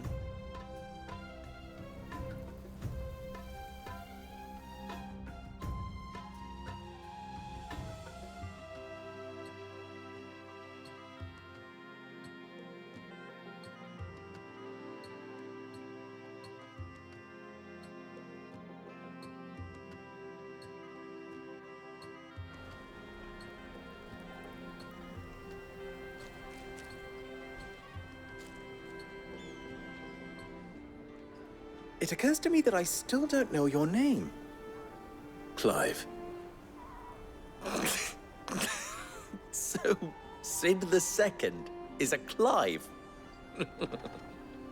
I suppose it could have been worse. Well, Clive, you held up your end of the bargain, so I must do the same. Passage through the South Gate, was it not? To tell the truth, you've helped a little there too. Many of the guards have already been redeployed to deal with the issue of their missing comrades. And those left behind have been encouraged to look the other way should you attempt to pass through. Thank you.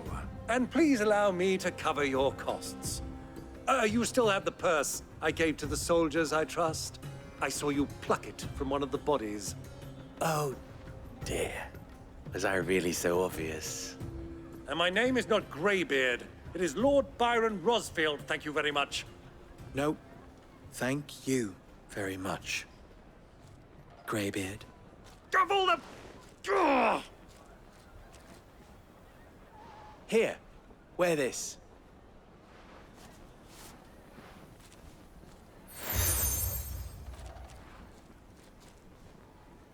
Any friend of mine who sees you with it shall be a friend of yours. Thank you, Lubor. And please, feel free to send one of my Stoluses back to your people. Tell them that Rosina Dalamil is back in bed with Sid.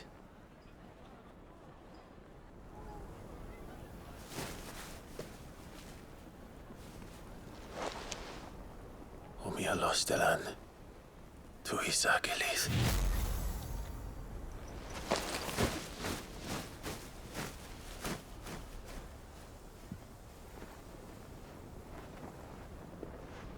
I'm trusting you, Sid. Or should I say, Clive? So be sure not to let me down. I have a reputation to uphold.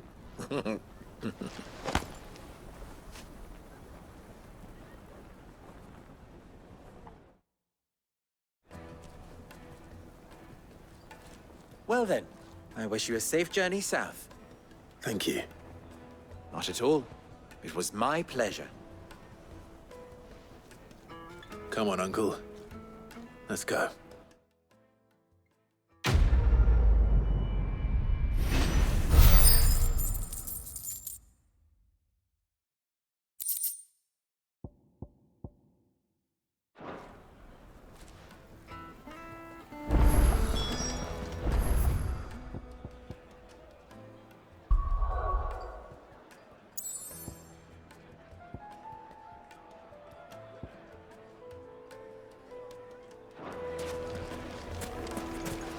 Is it true what I'm hearing?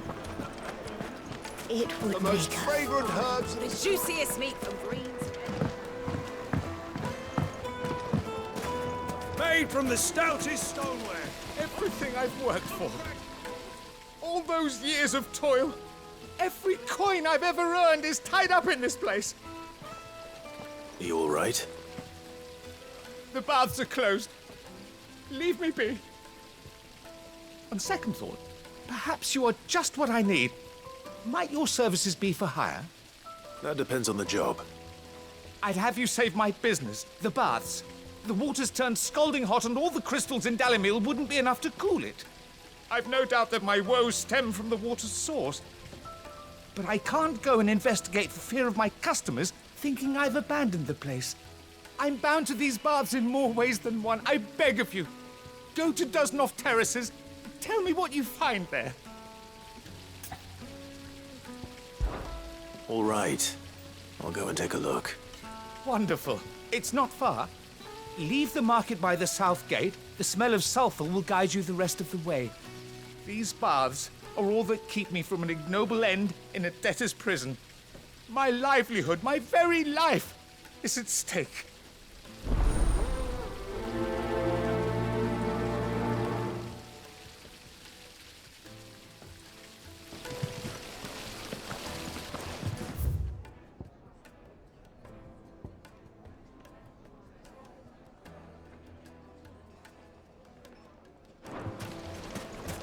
Pots! Fresh bread, warm from the oven. Yes, they're quite The soft. finest fabrics, fresh from the capital. I've never even forged a butter knife. Perhaps Forge Master Luber's having fun at my expense. I wouldn't put it past him. Neither would I. Oh, wait. Are you Clive? Sorry, my mind was elsewhere. I'm Sava, Master Luber's least accomplished apprentice. Soon to be former apprentice if I don't pass this test. Maybe I'm just not the resourceful type.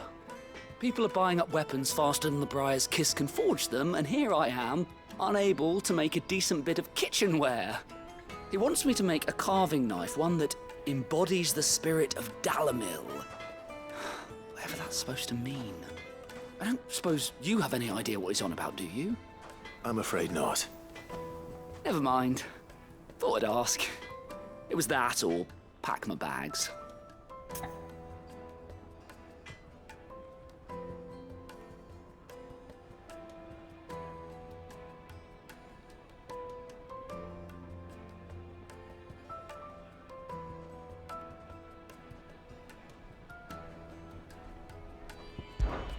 I could give you a hand if you like. I know how busy the Briar's Kiss has been, and that Lubor needs all the capable hands he can find. I'd be a fool to refuse. So, where do we start? Good question. If I'm honest, I've never made any kind of knife before. And then there's this little riddle to keep in mind. The spirit of Dalamil. Nothing is ever simple with that man. The way I see it, there's only one way we'll be solving Lubor's puzzle. We need information. The more the better. You're right. There's no point fumbling in the dark, I suppose. Now, who to speak to first? Well, there's plenty of folk in Dalamil who use knives for a living. There's the butcher, of course, and any number of cooks. They're bound to have an opinion or two about the tools of their trade. All right. I think we have a plan. Let's get to it, shall we? I'll talk to every cook I can find. You speak to the butcher, and anyone else you can think of. All right. Good luck. Let's hope that someone says something useful.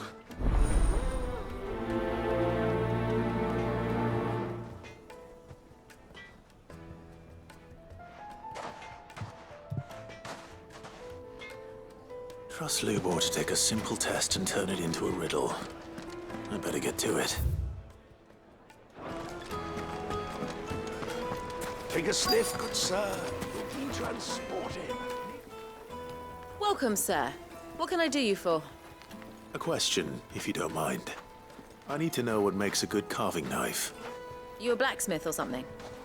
Something, I suppose. Fair enough. Knives, is it? First and foremost, it's got to hold an edge. Most knives will make it through fat, no problem, but sinew dulls cheap steel in no time. Give me a blade which can slice through anything that crosses my chopping block, and I'm a happy woman. So a knife that stays sharp. Makes sense.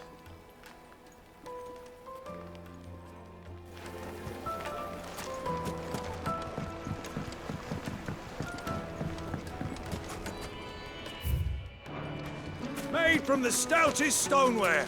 Won't ship, won't crack, no matter how rocky the road. Hanging lanterns! Ha! They've opened the gate! Lubor was true to his word.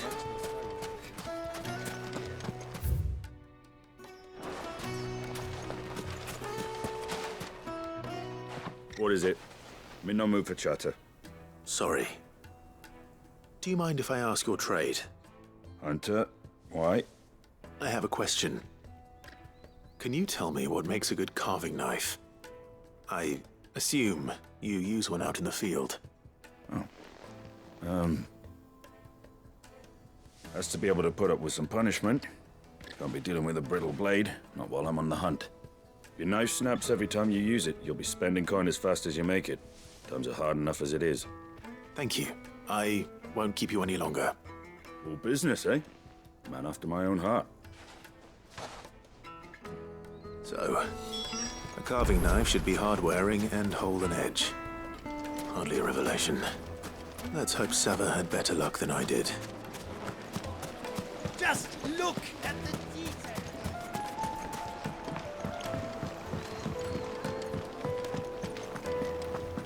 It would make a Hard carpets have pride of place. So, how'd it go? You learn anything useful, or should I be looking for a new trade?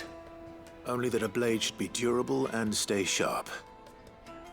But I don't see how that relates to the spirit of Dalamil. I didn't have much luck either. All the cook said was that he needs his knives to be light. Too heavy and they do his shoulder in. So we're no better off than when we started. Perhaps Lubor didn't mean anything with his Dalamil remark. But that can't be right. I've bandied enough words with the man to know that he chooses them carefully. No. We must be missing something. Something right in front of our noses, most likely.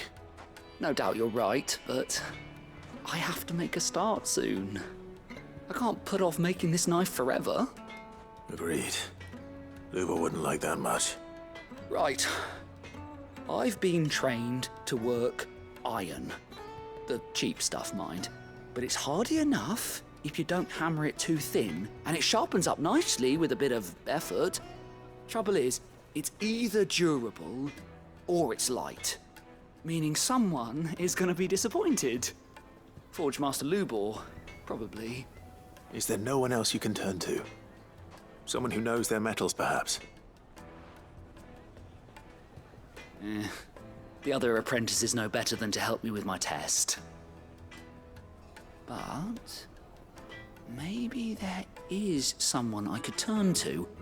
A merchant, a favourite of Forge Master Lubor's, who sells metals to tradesmen passing through the Valcroy. I bet she'd know a thing or two.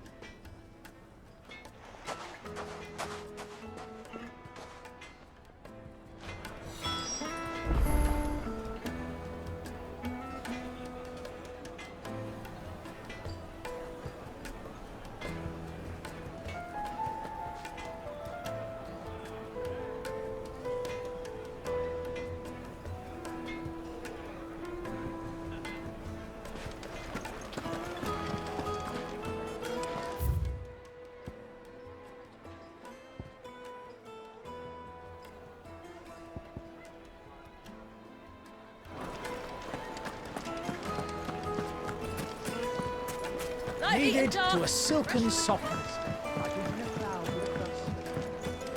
Plates and pots! Silver platters! Sweet incense! What?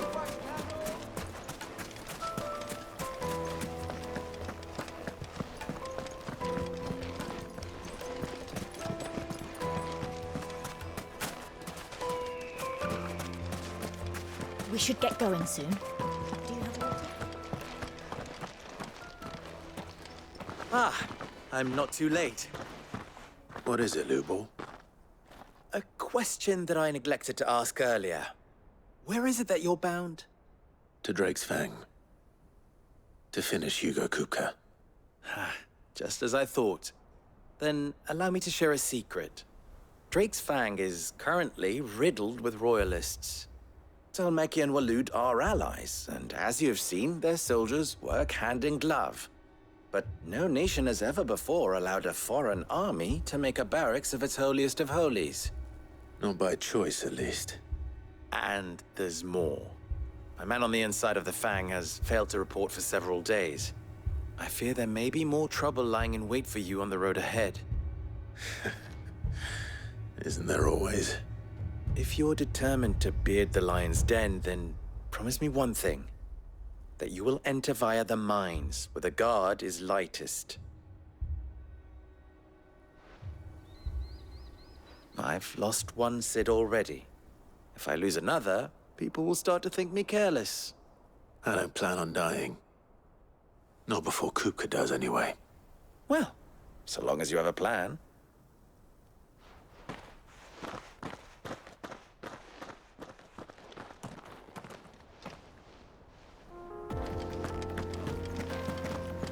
Drake's Fang should be just beyond these springs. Shall we? We press on?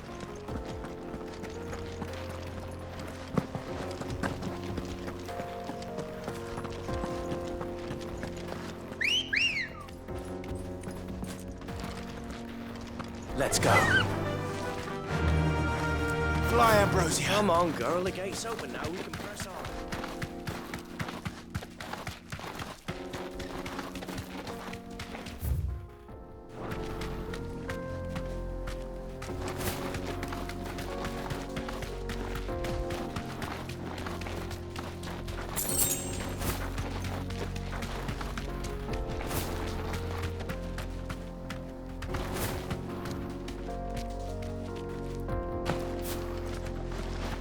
Something awful's taken up residence in the springs.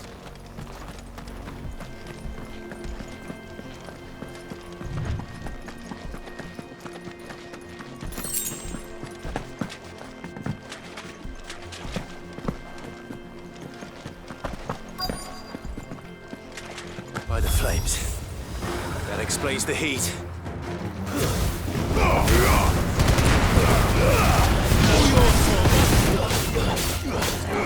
Get him!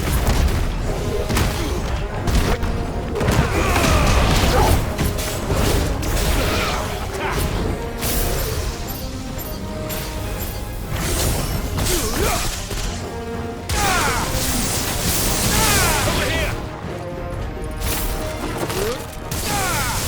It's over. This one. Over here! Out of the frying pan.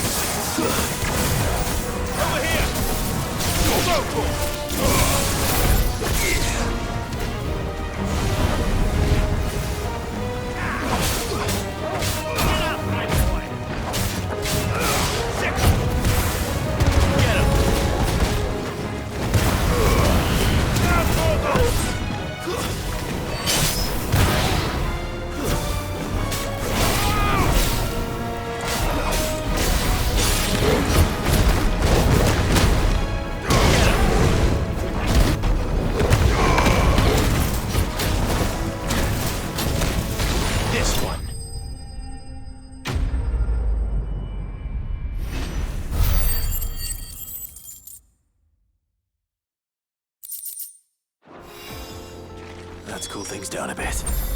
Let's hope it's enough to keep the baths from...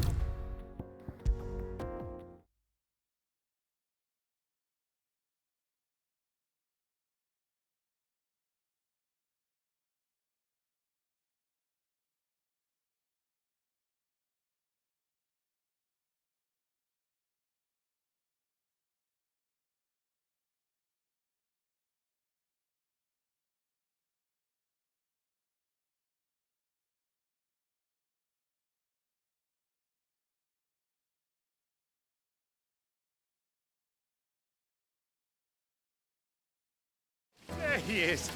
The man who saved my... I was hoping we'd be seeing you again. The baths grow more bearable by the moment. It won't be long now before we are back to business as usual. I'm glad to hear it. Now, tell me this. What did you find at the terraces? What threatened to make me a pauper? Not what I expected, that's for certain.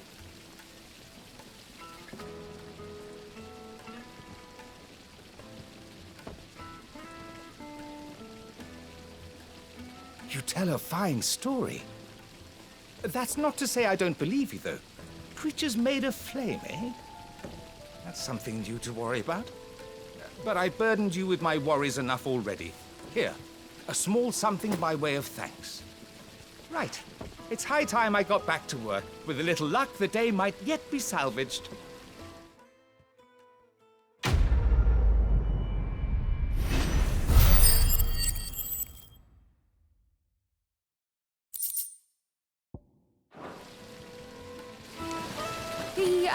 The scrubbing is almost finished. We appreciate your patience.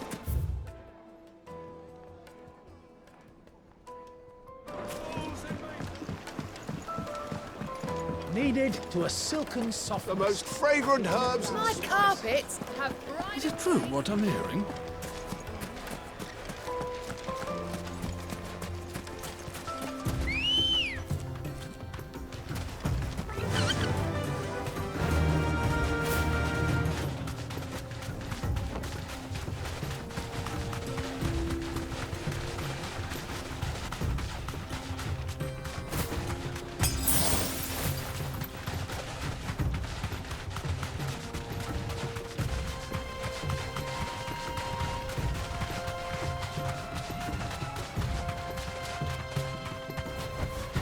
Be safe.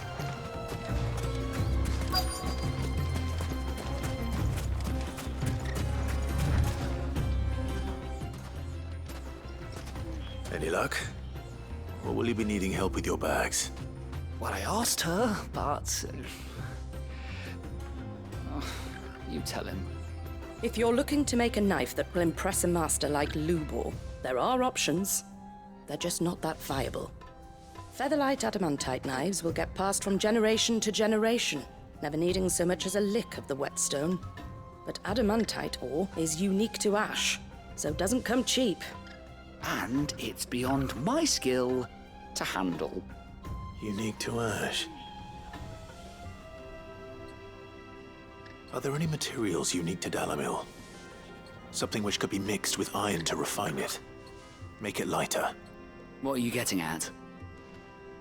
You said that Lubor trained you to work iron.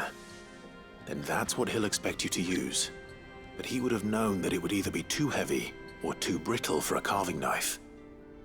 Perhaps his Dalamil remark wasn't a riddle, but a hint. If it's cheap metal you're using, then there's always limestone, I suppose. Folk first settled Dalamil to get at her mineral deposits. And, if you know the trick, it can be melted down in the furnace to drive out impurities from low-quality iron. Bloody hell! That must be it! I don't suppose you know the trick, do you? It's hardly my speciality, but I've been around enough blacksmiths to know how it works. Looks like I've got some learning to do. Clive, I hate to ask after all that you've done for me, but... The limestone? Fine. I can hardly abandon you now. Besides, I want to know if this is the answer to Lubor's little riddle. I can't thank you enough, Clive. You'll have no trouble finding limestone over in the terraces.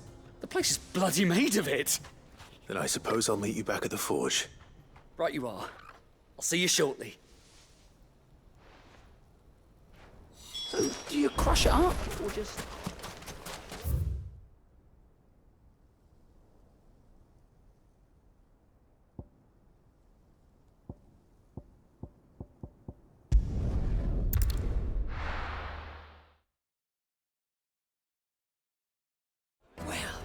This is no good. Is it true what I'm hearing? My carpets... The most fragrant herbs... Kneaded to a silken softness.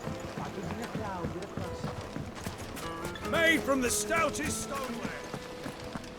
Hanging lanterns, keep...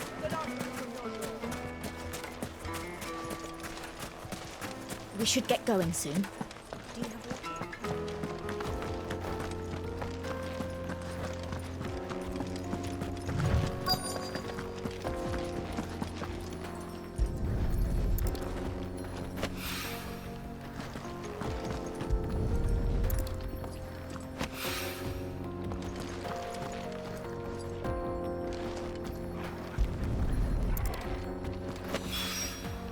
One rock looks a lot like another. But hopefully this...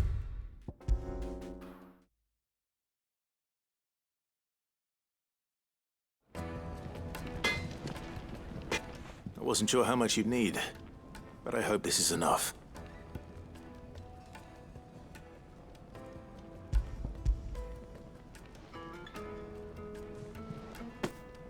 You are one of the good ones, you know that. You and that merchant both, she's got quite a gift for teaching that one. Now, time to see if limestone is the secret weapon we were hoping for.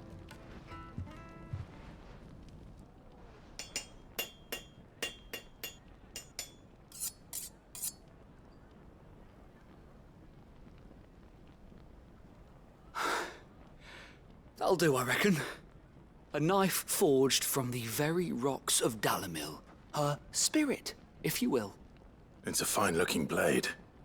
I only hope Master Lubor agrees. That sounds like my cue. And just as well. I was getting tired of waiting. I'm sorry, Forge Master Lubor. Let's take a look then, shall we? First things first, Sava, do you think this is a carving knife worthy of the fine people of Dalimil? I'd like to think so. But what do you think? What do I think indeed? It's sharp-ish, but it won't last long with hard use. And it's heavy, heavier than it should be. You might not think it just to hold it for a moment, but sell that to a cook and you'll never hear the end of it. It looks like someone paid a visit to the terraces. The limestone was a step in the right direction, granted, but one that still leaves you short of the mark. And I was so certain I had it all worked out. I don't know who you found to teach you that little trick, but it certainly shows initiative. Next question. How much do you think I would charge if I'd made this? Well, if it took you even a fraction of the time it took me, I would say you could demand a heavy purse. And who would be able to pay that? The butcher? The hunter? The cooks over at the inn? Dalimil is home to humble traders, not wealthy lords and ladies. Rule number 1 in any business, Sava, know your customers. Yes, Forge Master. This is just about passable. But only just. I'd say you're worth keeping around a little longer. Starting tomorrow, you'll have an anvil of your own. I will. Thank you. I was wondering, what would you do if you were asked to forge a carving knife? I'd do what I always do. Ask who it's for. If it was for the butcher, I'd make sure it holds an edge. For the hunter, I'd make it as tough as Titan. For the cook, light as a feather. And for the nobleman, I'd make it cost an absolute fortune. There goes a master, all right. It looks like congratulations are in order. I couldn't have done it without you. So much for the Forge Master's riddle, though, eh?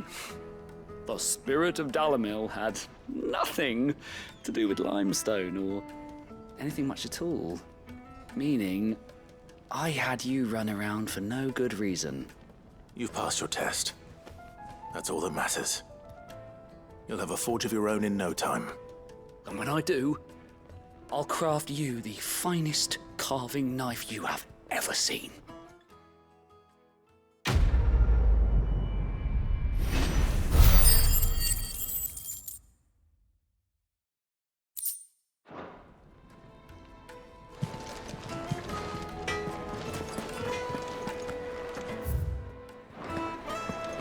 The finest fabric! Take a sniff, good sir. Kneaded to a silken softness. Like eating a cloud with a crust. Plates and pots!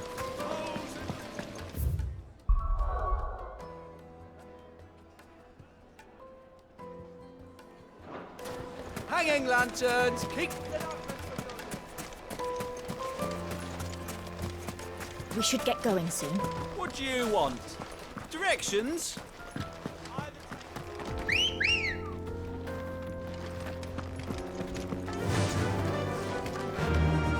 Faster! Come on, girl, the gate's open now. We can press on.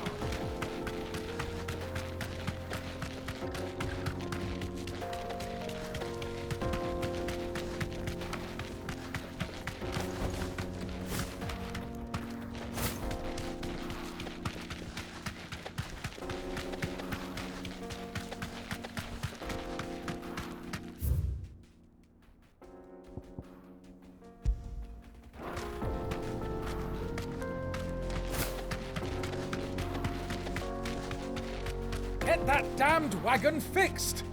Unless you'd rather our men in Dalamil starved.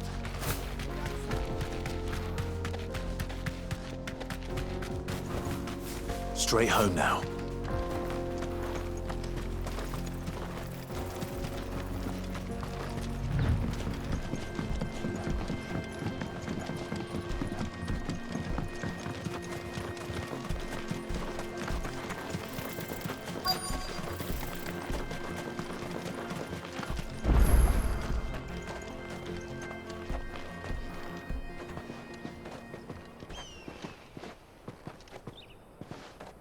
There it is. Drake's Fang.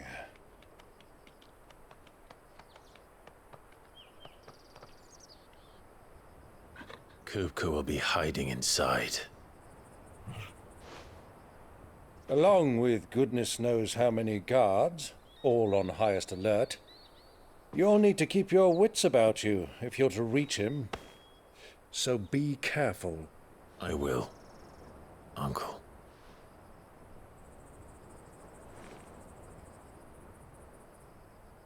Before you go, Clive, allow me to apologize.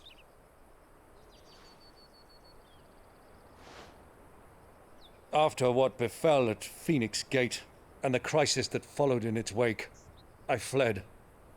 I retreated to my counting house and danced attendance upon the vicereine in the hope it would bring me favor.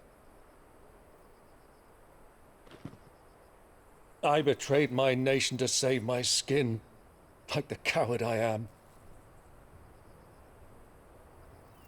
And I'm sorry. Uncle, please. It's not too late, Clive. Rosaria is yours by right, and there are those that would help you to take it back. Had I the courage of my brother, I might already have done so. But that ship has sailed.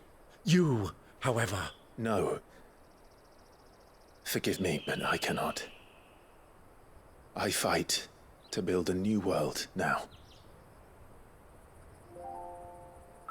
A better world. Where men can live and die on their own terms.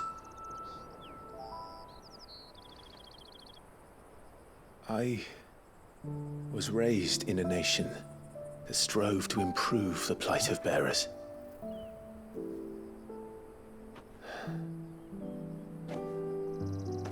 Only later did I realize that spark of freedom did not arise by chance, but was kindled by my father.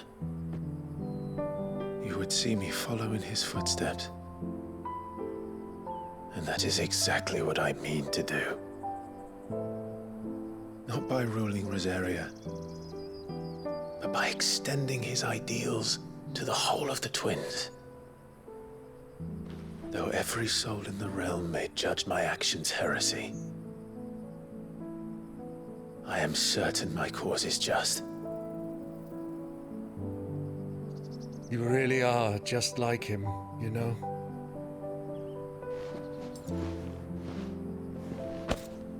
Thank you, Clive, for coming back to me. I am proud to call you nephew.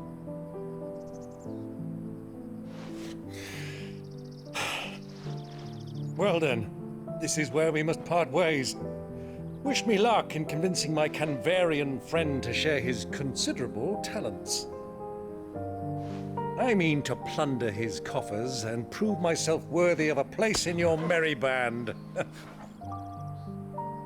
Till then, my boy.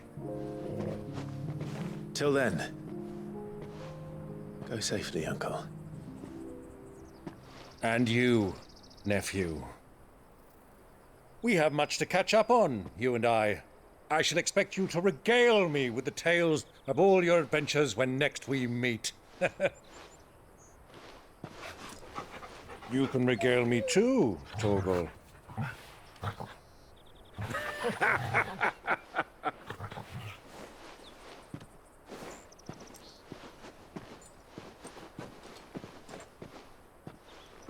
I'm coming for you, Kupka.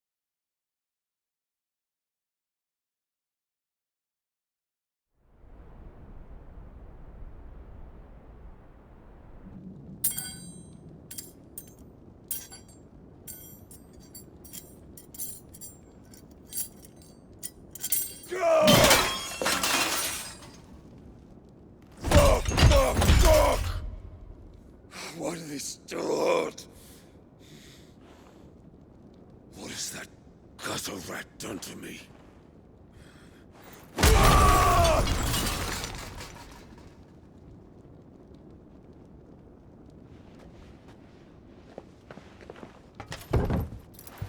Out of my sight, witch!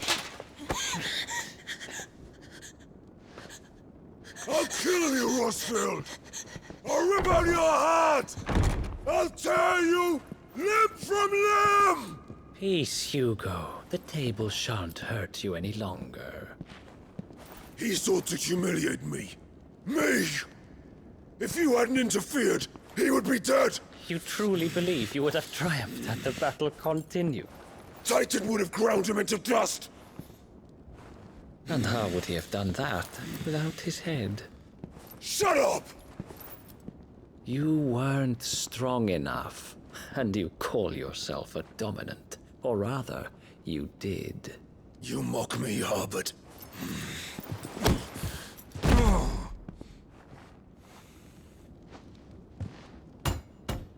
Do you see, Hugo? You are weak. Fuck! But so long as that fire burns within you, there is still hope. There may yet be a way for you to take your revenge. Tell me, what must I do? Please, I'll do anything. Just tell me.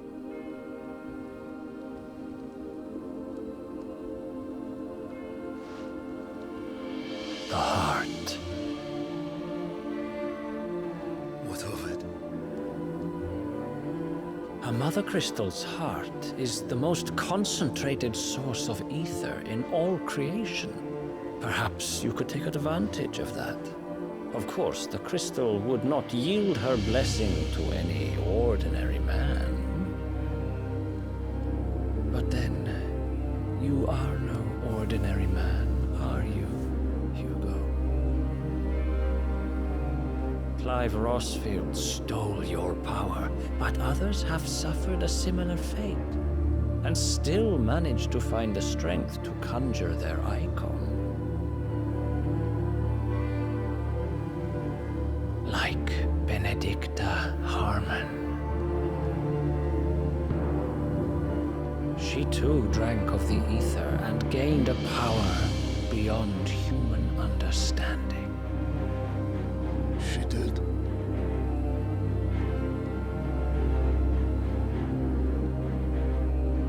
Benedicta. Benedict.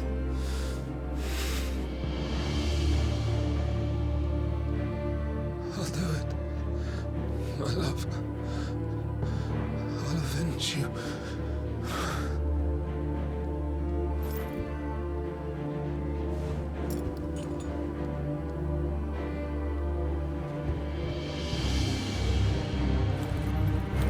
Run along now, Hugo. You need only follow the light.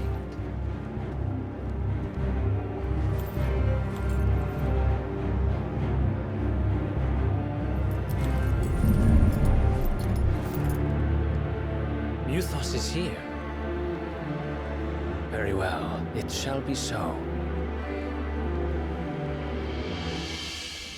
You may leave everything to me, Your Majesty.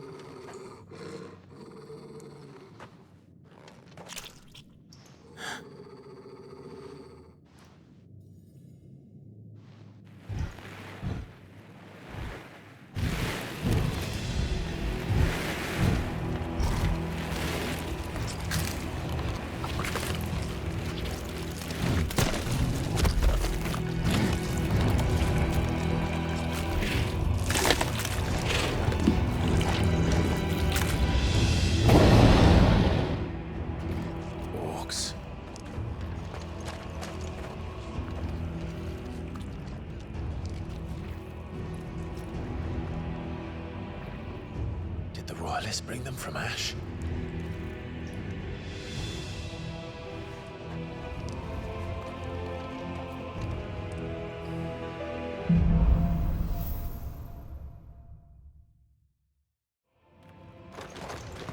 Are the beastmen part of the Waluda army now?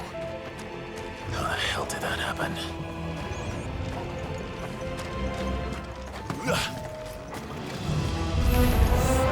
They've spotted us.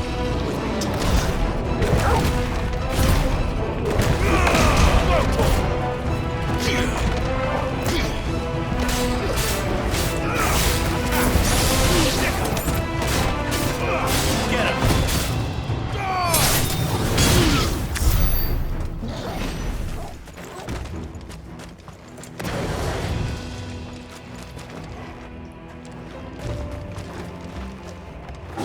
Taken over the entire mine.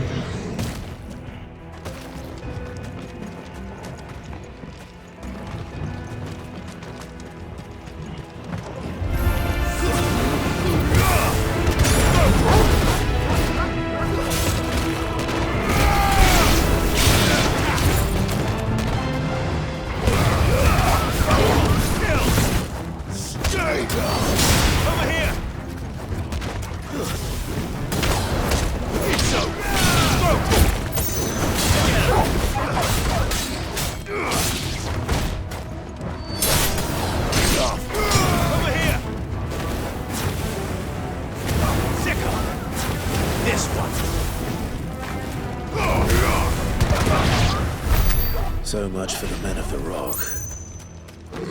Dalmekia's finest.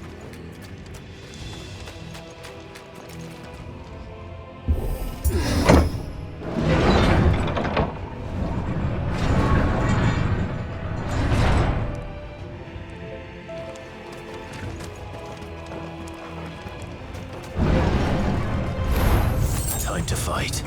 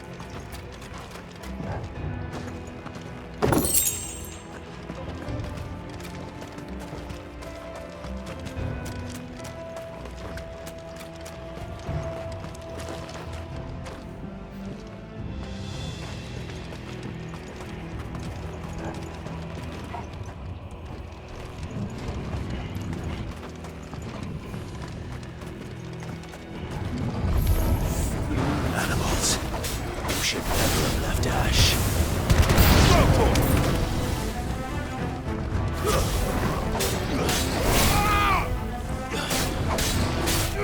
Get him!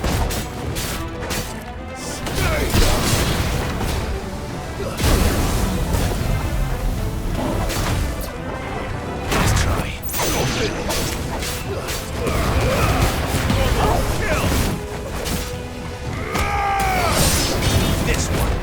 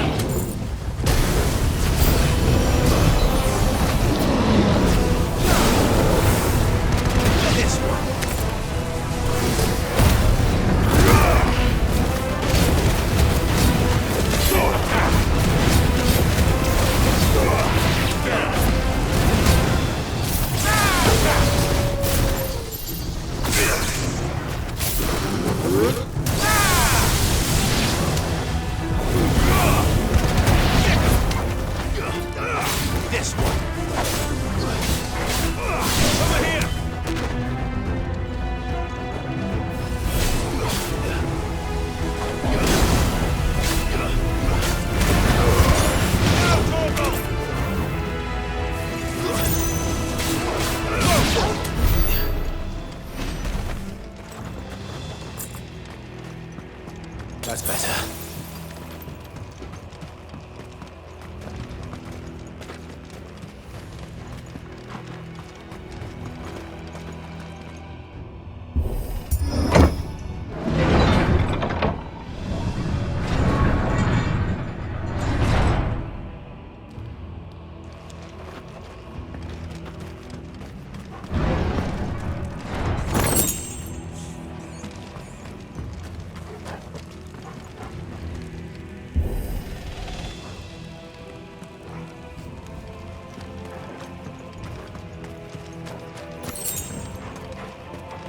going any further this way.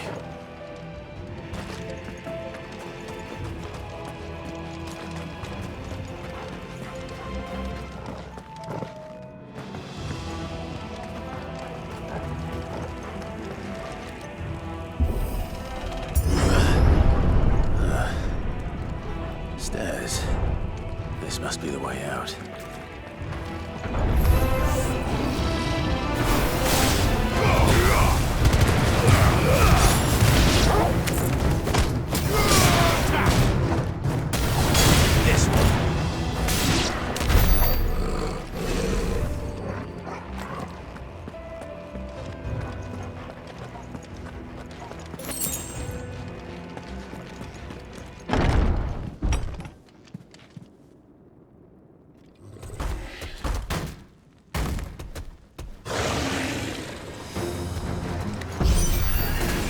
I won't be sneaking past this one.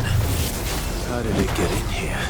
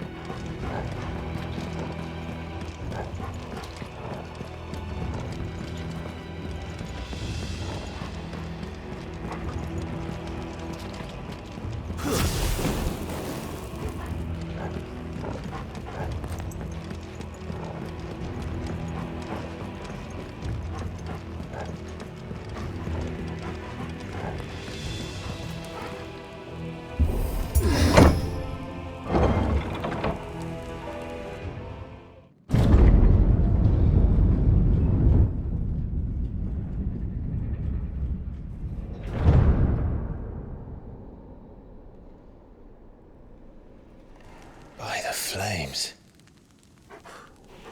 Come on, Torgal.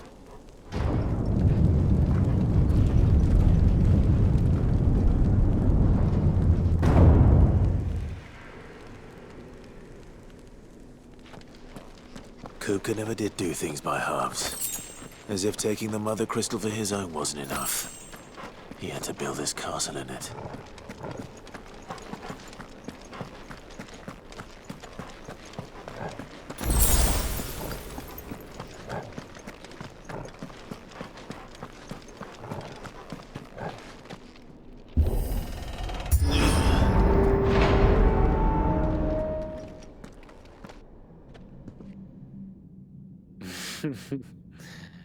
Let the trial begin.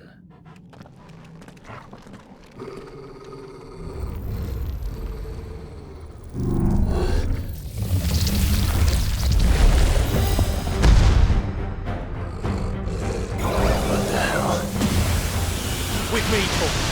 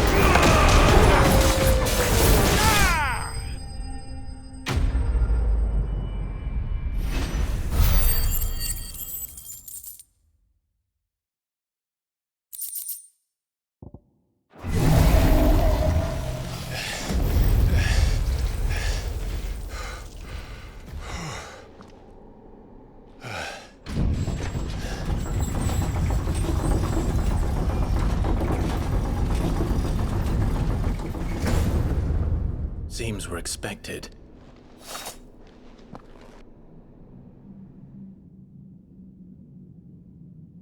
So this is the power of Mythos.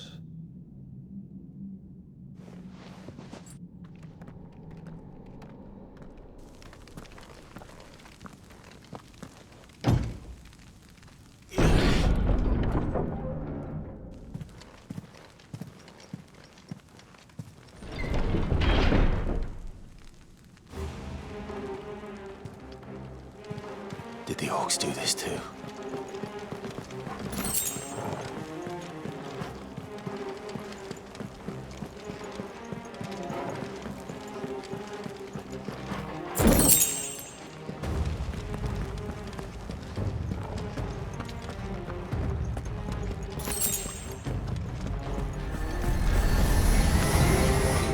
More of them.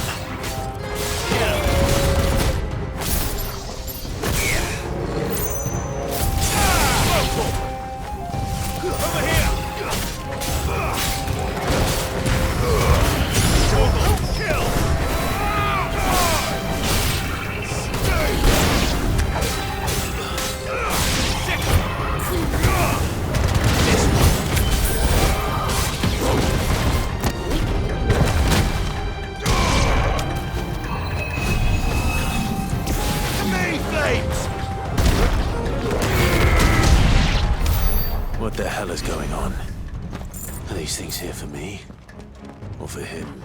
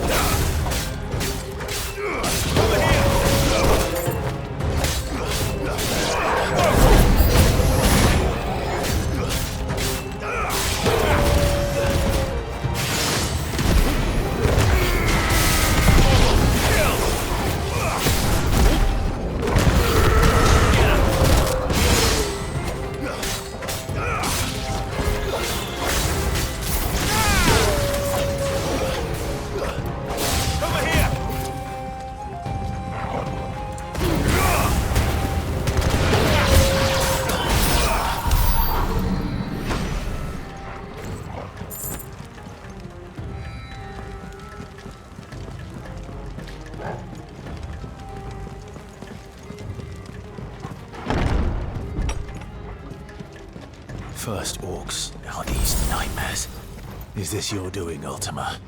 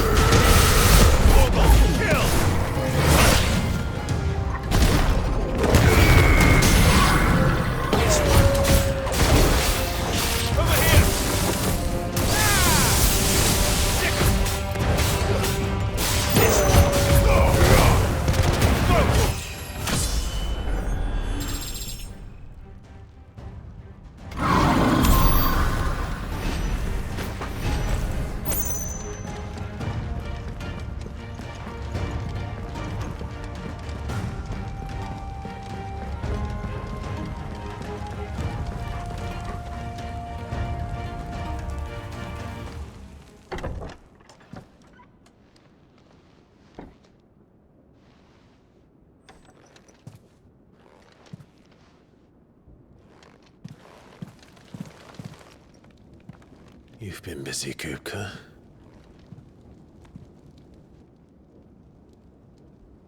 But where did you go?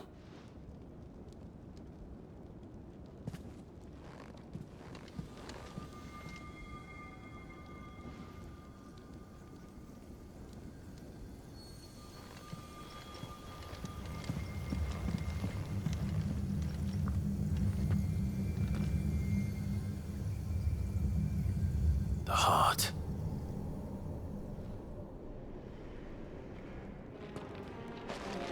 He's in the sanctuary. I can feel it. Come on, Toggle.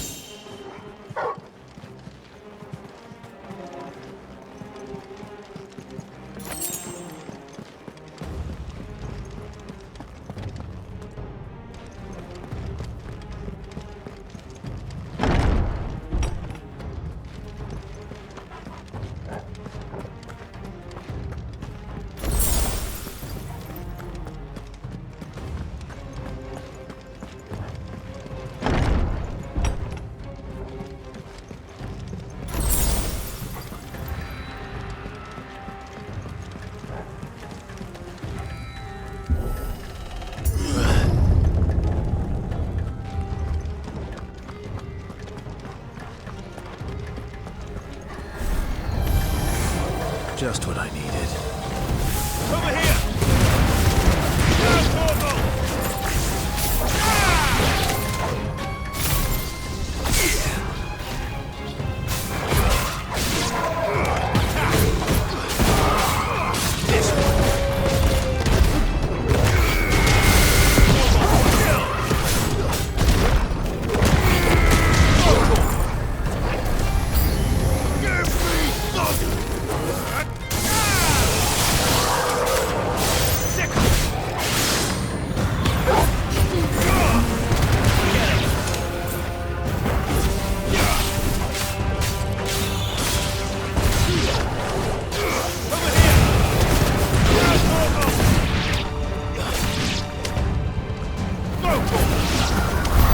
That better be the last of them.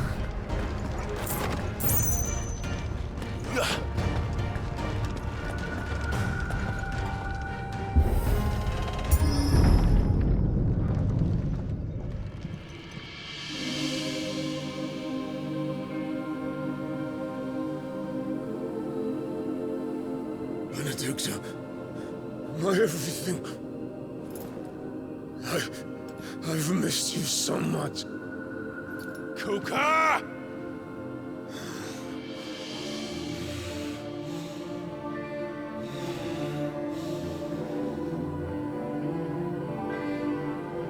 I swear to you, my love,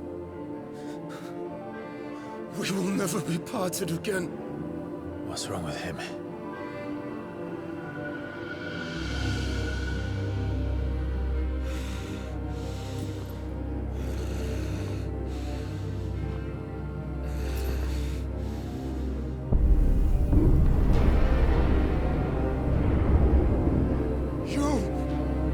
You got away from her!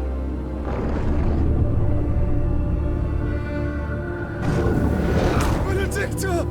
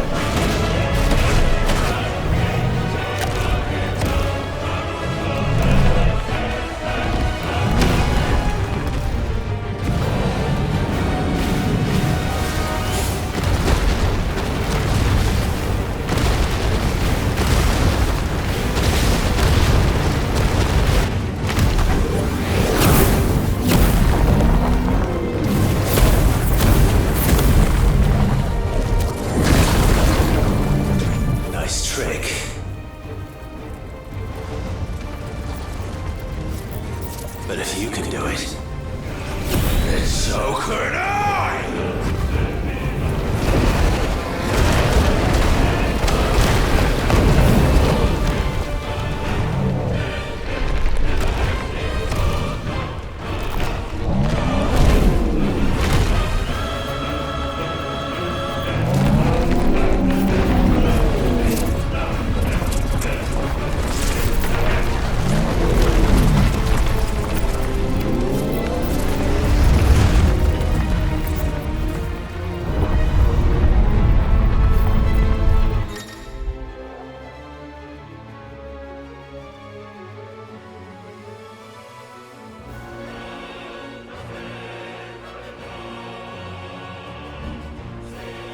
Let's give this a try.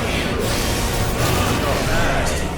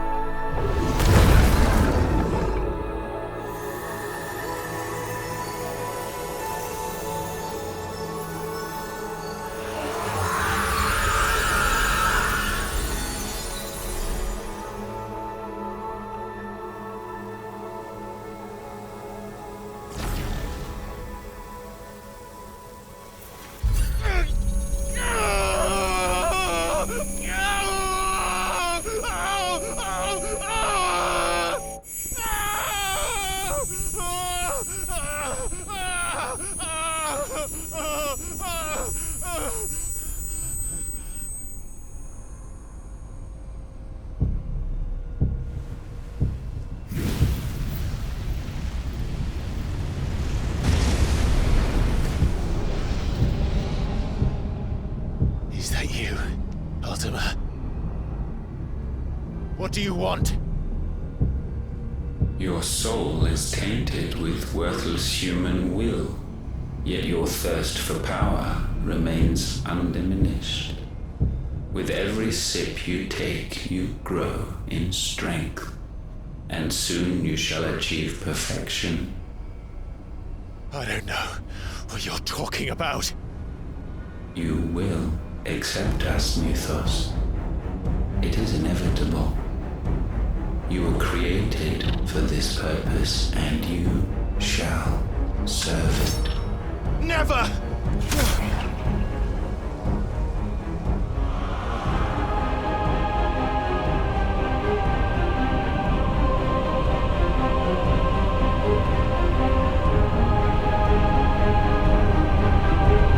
Fight it, Clive!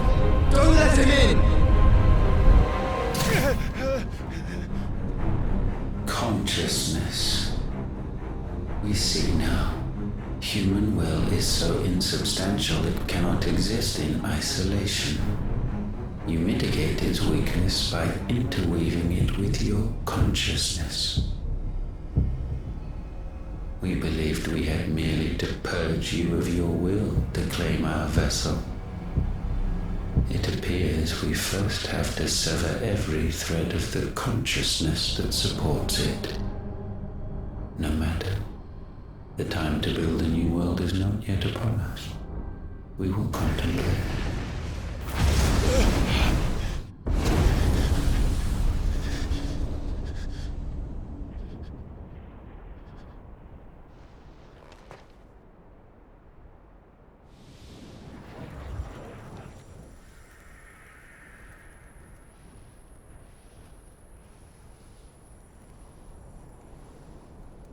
Thank you, Joshua.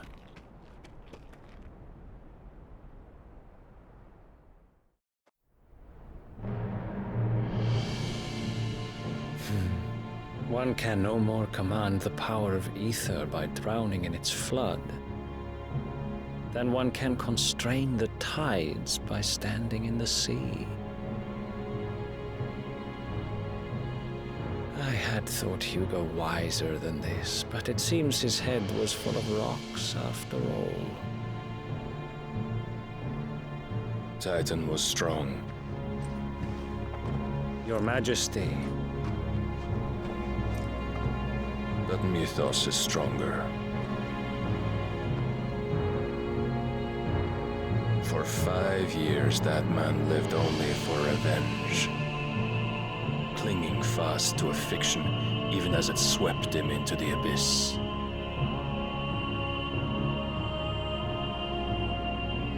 One cannot change one's nature through force of will alone. Only the Almighty can do that.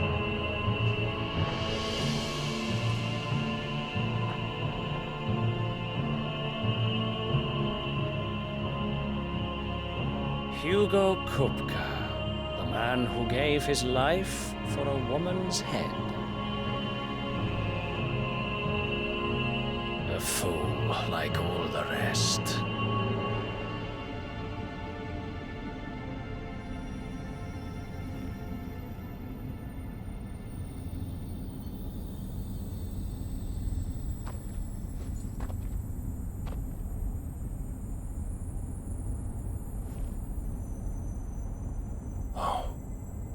That the death of a mother crystal should be so beautiful.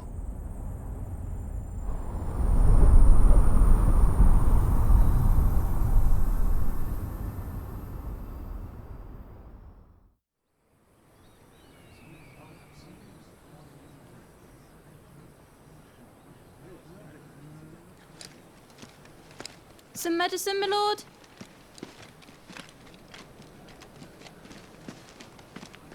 I have salves, potions, anything you need. Stop bothering me, urchin, or you'll feel the back of my hand.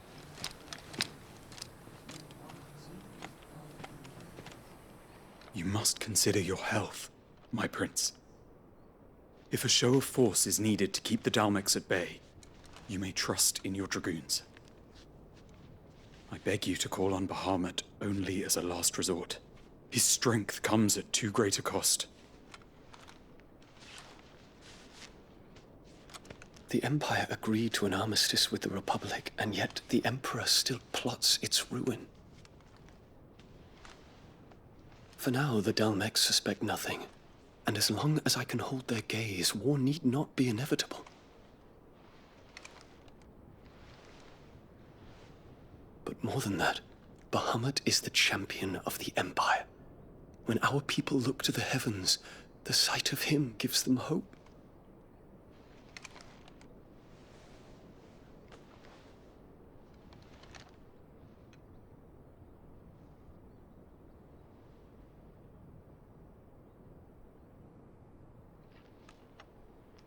Forgive me, Terence. Would that you were my master. But alas. I will always be your loyal servant.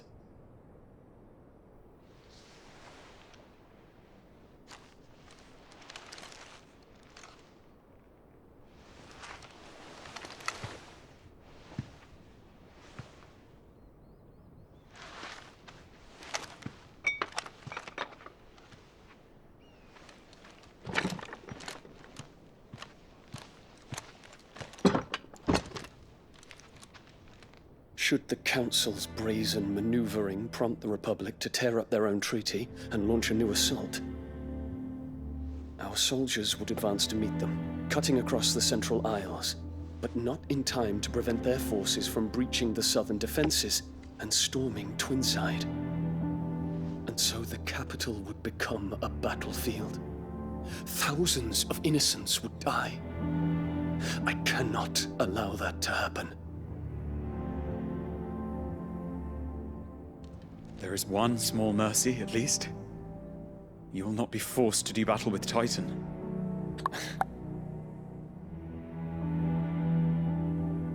Would that I could avoid doing battle at all. 1,000 pardons, Your Highness. What is it?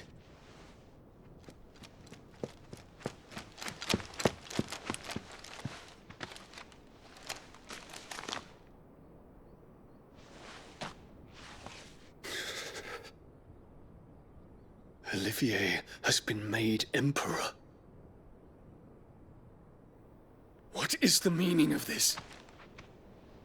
My father's orders. What were they? Quickly! Yes, Your Highness.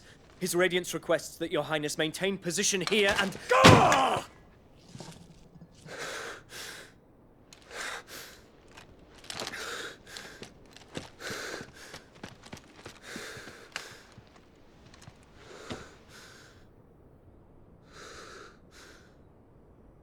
Terence.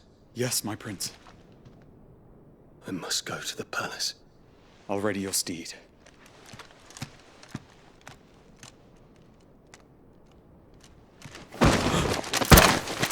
What is it now?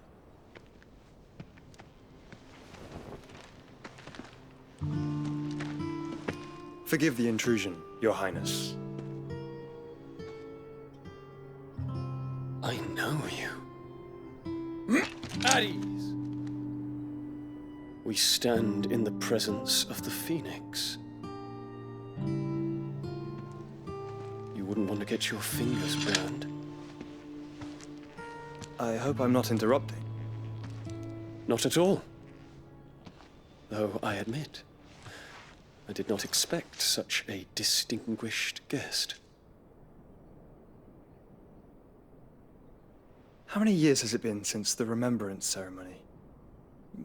20? I thought you long dead. Do I address a ghost? Many have told me that I look like one. But no. I'm alive. Just. Prince Dion of the House Lesage, I have a tale to tell you.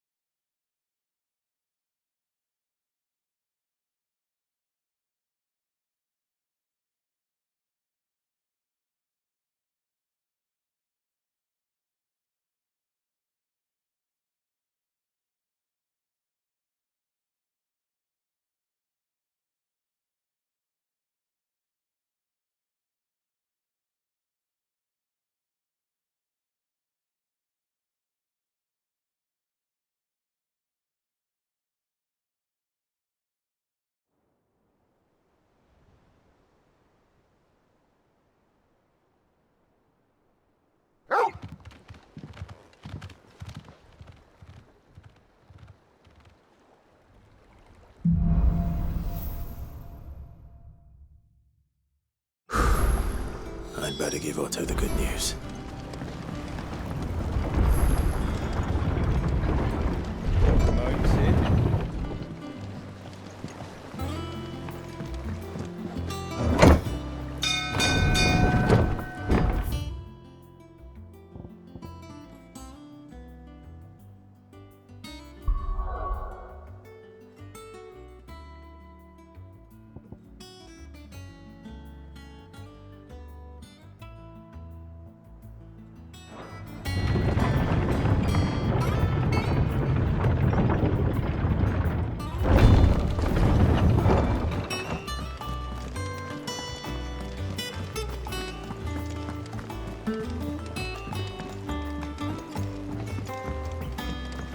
We're seeing troops amassing and everything.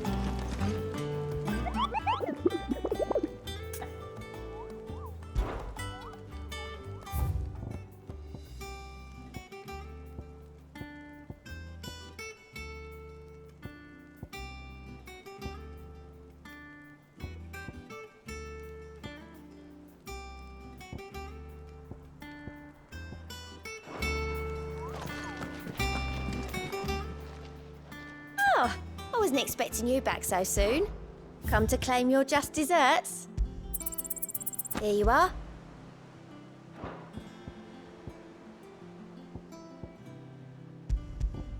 Best of luck out there, Sid. Here for another of my lectures. How may I help you today?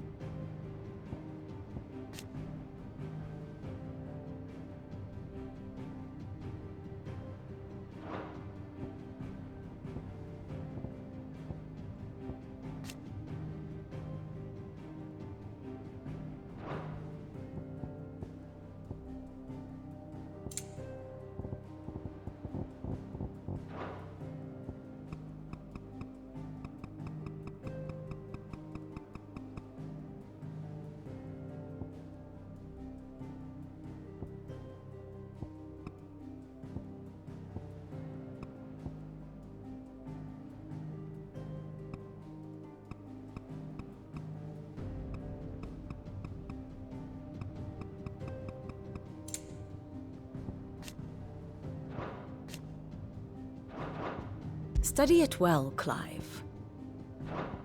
Very good.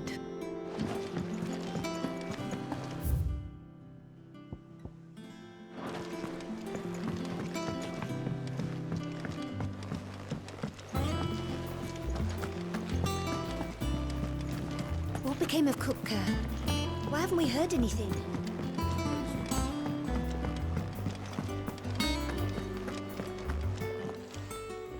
And what can I do for you? Go on, then.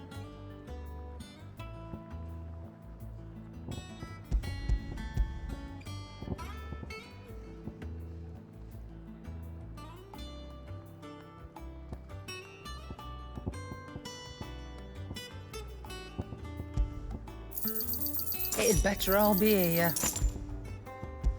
You'll break your back stuffing all that in your satchel. You'll not find a better price than that.